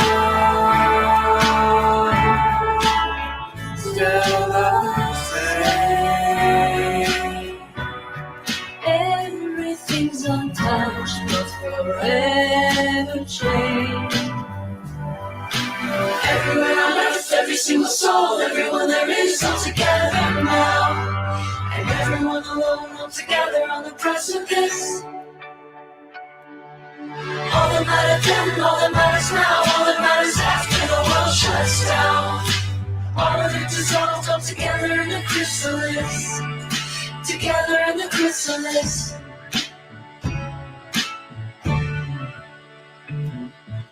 Nothing changes until one day it does. Then there's no going back. Our best selves and our worst selves Live in that moment there. Sparring over who draws to new man. who know their lives may look the same. Everything depends on who wins that game. Everywhere on earth, every single soul, everyone there is all together now. And everyone alone, all together on the precipice. All that matters then, all that matters now, all that matters after the world shuts down. All of it dissolved, all together in the chrysalis. Together in the chrysalis.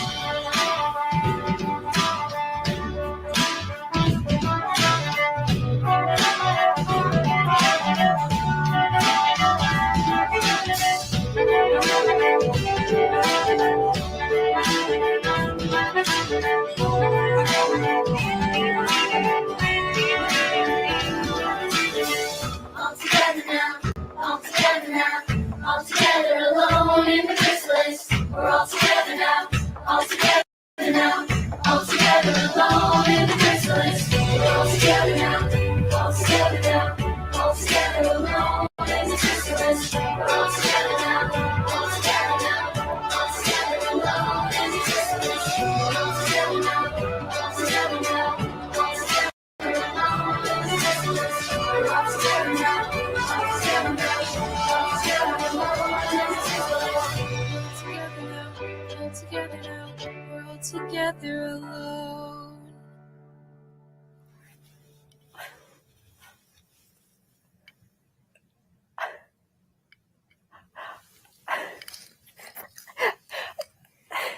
Sorry. I guess this is the part of the show where I cry. That was so good. So my goal for this night and for this experience for all of you was that people experience being brought to their knees with awe. So I hope we've accomplished that with you. Accomplished it with me. So it's from our auction go to the scholarship that we're raising money for. And if that link doesn't work, go to yuri.net/livestream. There's definitely a link to the auction there.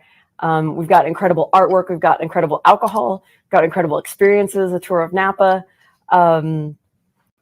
as well as Frank White's first edition book signed by him, sent to you, jewelry, and space memorabilia, and one of Josh's beautiful glass planets. Sorry, I'm trying to think and be overcome by emotion at the same time. That never works for me. Okay, transitioning now. So, and we're, like I said, we're still not done. We still have more amazing. We still haven't had Michael Frondion. Okay, so next, we've had the privilege of working with a lot of the Constellation astronauts like Ron Guerin and Katie Coleman and Leland Melvin. And they've been working with a film producer named Guy Reed, and he's made the movies Planetary and Overview, if you've seen those documentaries. And right now he's working on a new short that they're going to play at COP26, which is the sort of international gathering of world leaders to talk about like saving the planet. That's pretty much what they do. And they've done one video for them before with the Association of Space Explorers to inspire the world, inspire world leaders with astronauts speaking. And now they're going back and they've interviewed 47 different space explorers to implore world leaders. So we don't have quite enough. We have plenty of astronauts on Yuri's Night. We don't quite have enough cosmonauts. I'm remiss in getting enough cosmonauts into the show. So I asked Guy, I'm like, can we get Sergei Krikalev, because he is the he's the cosmonaut's cosmonaut. He's the coolest guy. He was in space when the Soviet Union transitioned to being Russia, and so he like came back to a different country when he landed. I mean, he's just had an extraordinary experience. He spent over 800 days in space, and so we're very excited to share with you compliments of Guy Reed and the Planetary Collective, a little taste of what they're creating for the COP26 world leaders this fall, with a snippet from Sergei Krikalev's interview.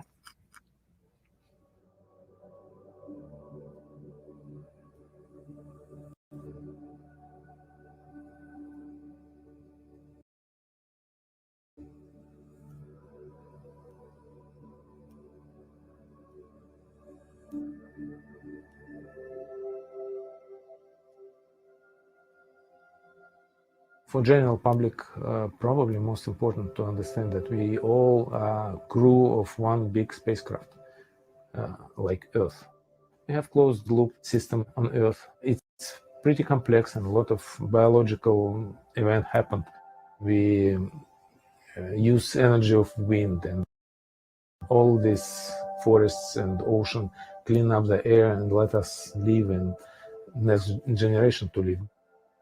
The majority of people who flew in space, they return back and saying, hey, we were in the same planet. We used to take care of life support system on the spacecraft, and we understand that in many cases it's critical. If something fails, you may have a trouble very quickly.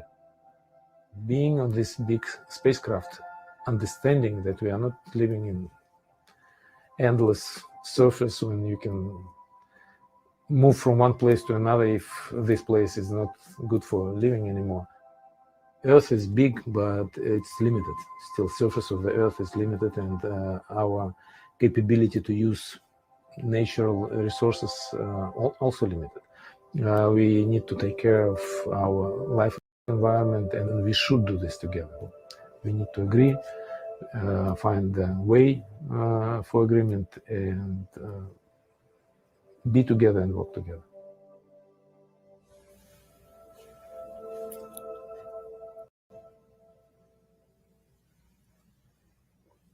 Beautiful.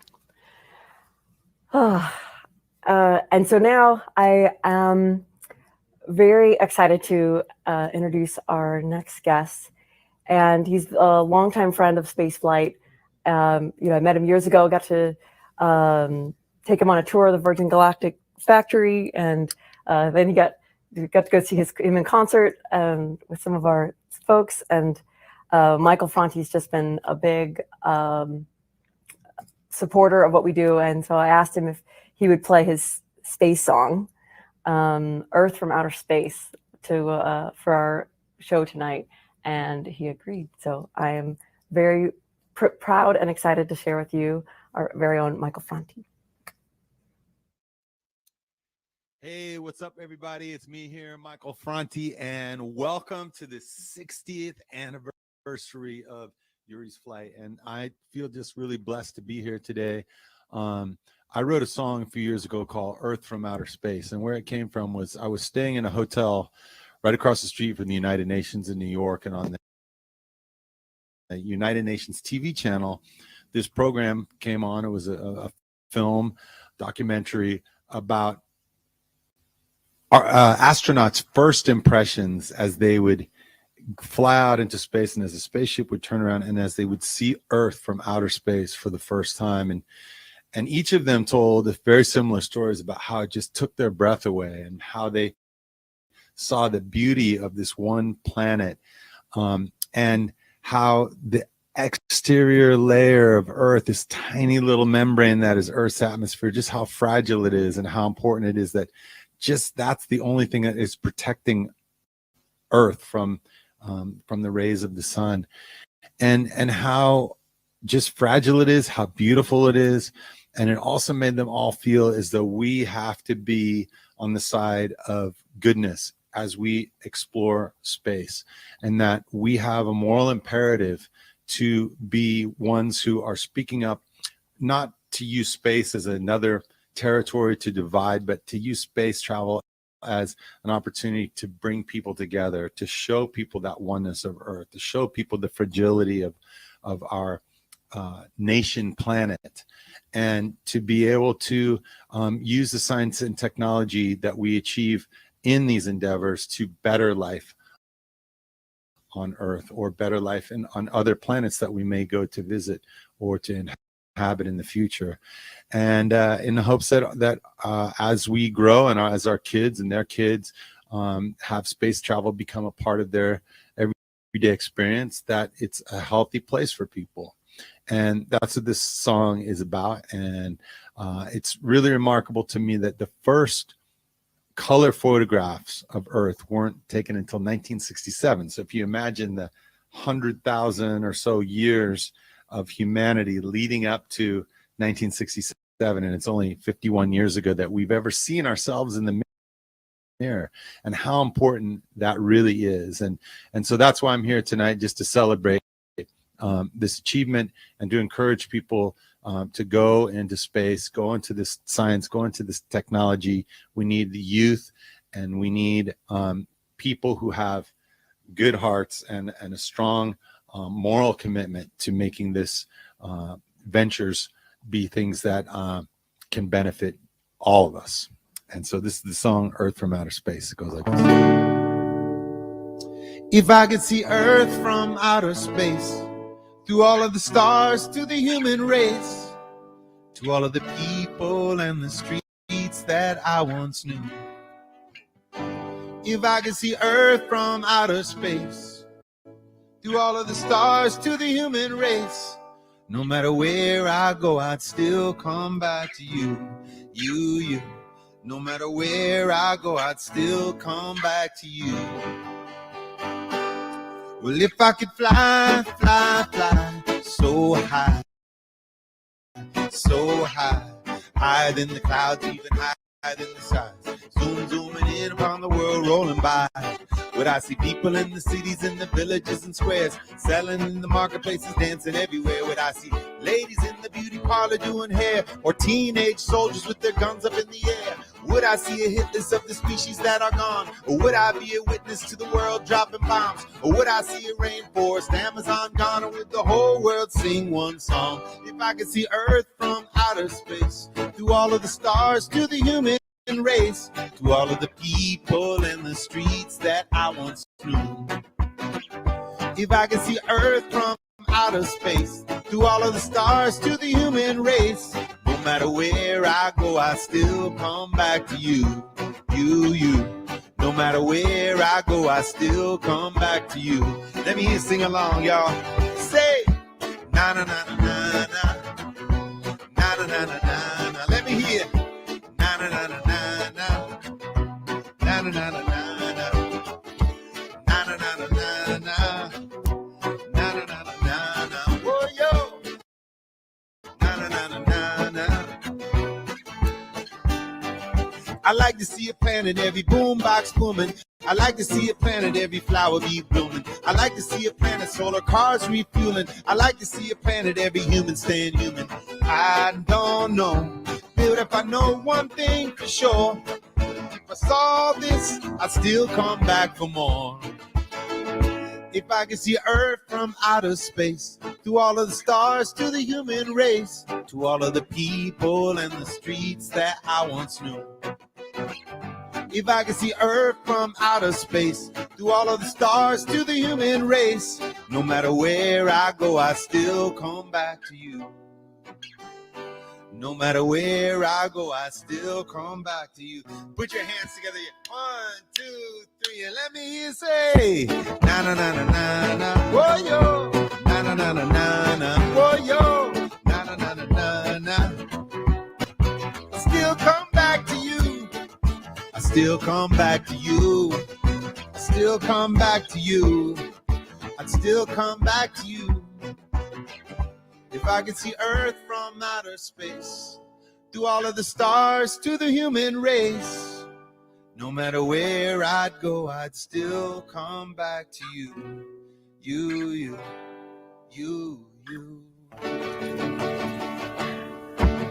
Thanks, y'all. Peace. Woo! Oh, you're so good. I'm out of breath because I was just dancing, because that's what I do at Yuri's Night of Dance. Because we love music and we love partying. We love to dance. We love space and we love to dance. Sorry, that's from the original 2001 Yuri's Night promo video, which you should really go on YouTube and check out on our channel, because this handsome stud 20 years ago, well, still handsome stud, was being interviewed by MTV on the lunar rover at the party with the MTV microphone and made it on. Anyway, adorable. Okay. All right. Sorry, you No, you go. I was going to turn it over to you because you said you were going to say something. Okay. So we're closing out the show. It's been an epic thing, and we have a bunch of thank yous to say, which Loretta will do. But I think I just wanted to say thank you to this one over here, Loretta, for being the spiritual center for this great Yuri's Night community, and bringing together such an amazing group of people who are, unified by a desire to make a better spaceship Earth. So thank you for an incredible night and incredible all you do for the community, and for the family. Woo! Good job. All right, so over to you. Well done. And thank you to you for helping me make this happen. It was just an idea in my head. I'm like, we should do something on April 12th, 2001. And you got behind it. And you came up with the name Yuri's Night. And you came up with the idea to make it a distributed grassroots events with electronic music around the planet. And together, like, we're a good team. We've made extraordinary lives. And I forgot to say this at the beginning of the show. When we first launched Yuri's Night in 2001, the vision was that this could be a holiday that's still relevant to humanity 10,000 years in the future. When we're scattered among 12 different star systems, we could still be unified by looking back and remembering the day the first human left our home world.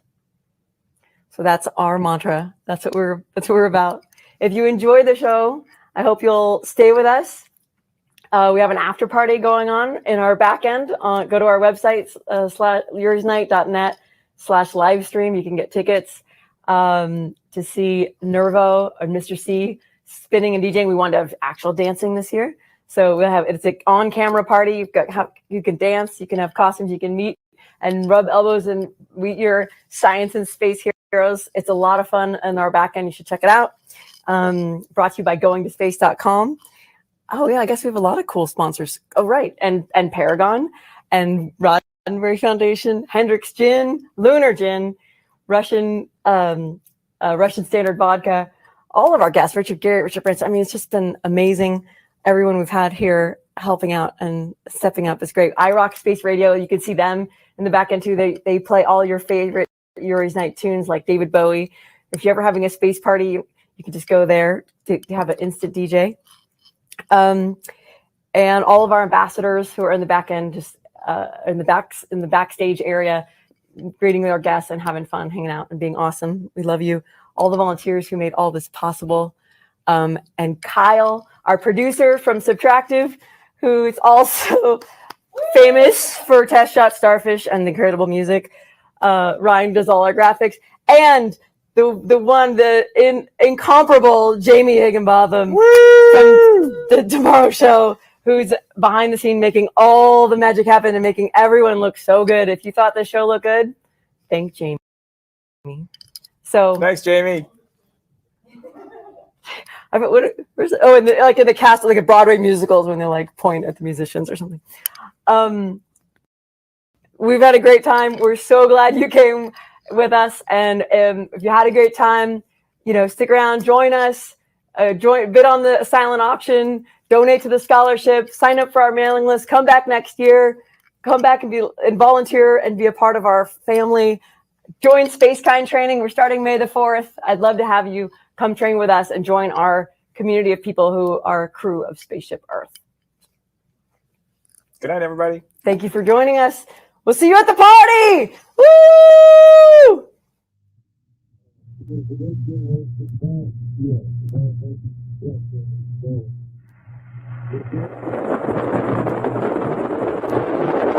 60 years ago. In Russian, я поздравляю вас с 60-летием полета Юрия Гагарина в космос. We are celebrating 60 years of human space exploration.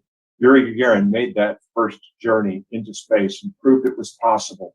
Many have followed since then. We all have within us an inquisitive spirit. To explore and to discover. To understand our position in this universe. Our future, going to space, going further and further, is part of our destiny. We've explored our land masses, our oceans, our mountaintops, and in the last 60 years, scratched the surface in space. I always enjoyed looking down to the earth through the small window of my cabin. This moment of epiphany that is often referred to as the overview effect occurs. It's beautiful to see our cradle, the Earth, from space. Realizing that this vulnerable, fragile, solitary planet is humanity's only home makes me more diligent in preserving our existence. Around the world, as we celebrate the 60th anniversary of human spaceflight, it's important that we open our eyes and our minds and our hearts to continue to discover the universe of possibility and to know that we have the power to create a future for ourselves here on Earth that's as beautiful as it looks from space.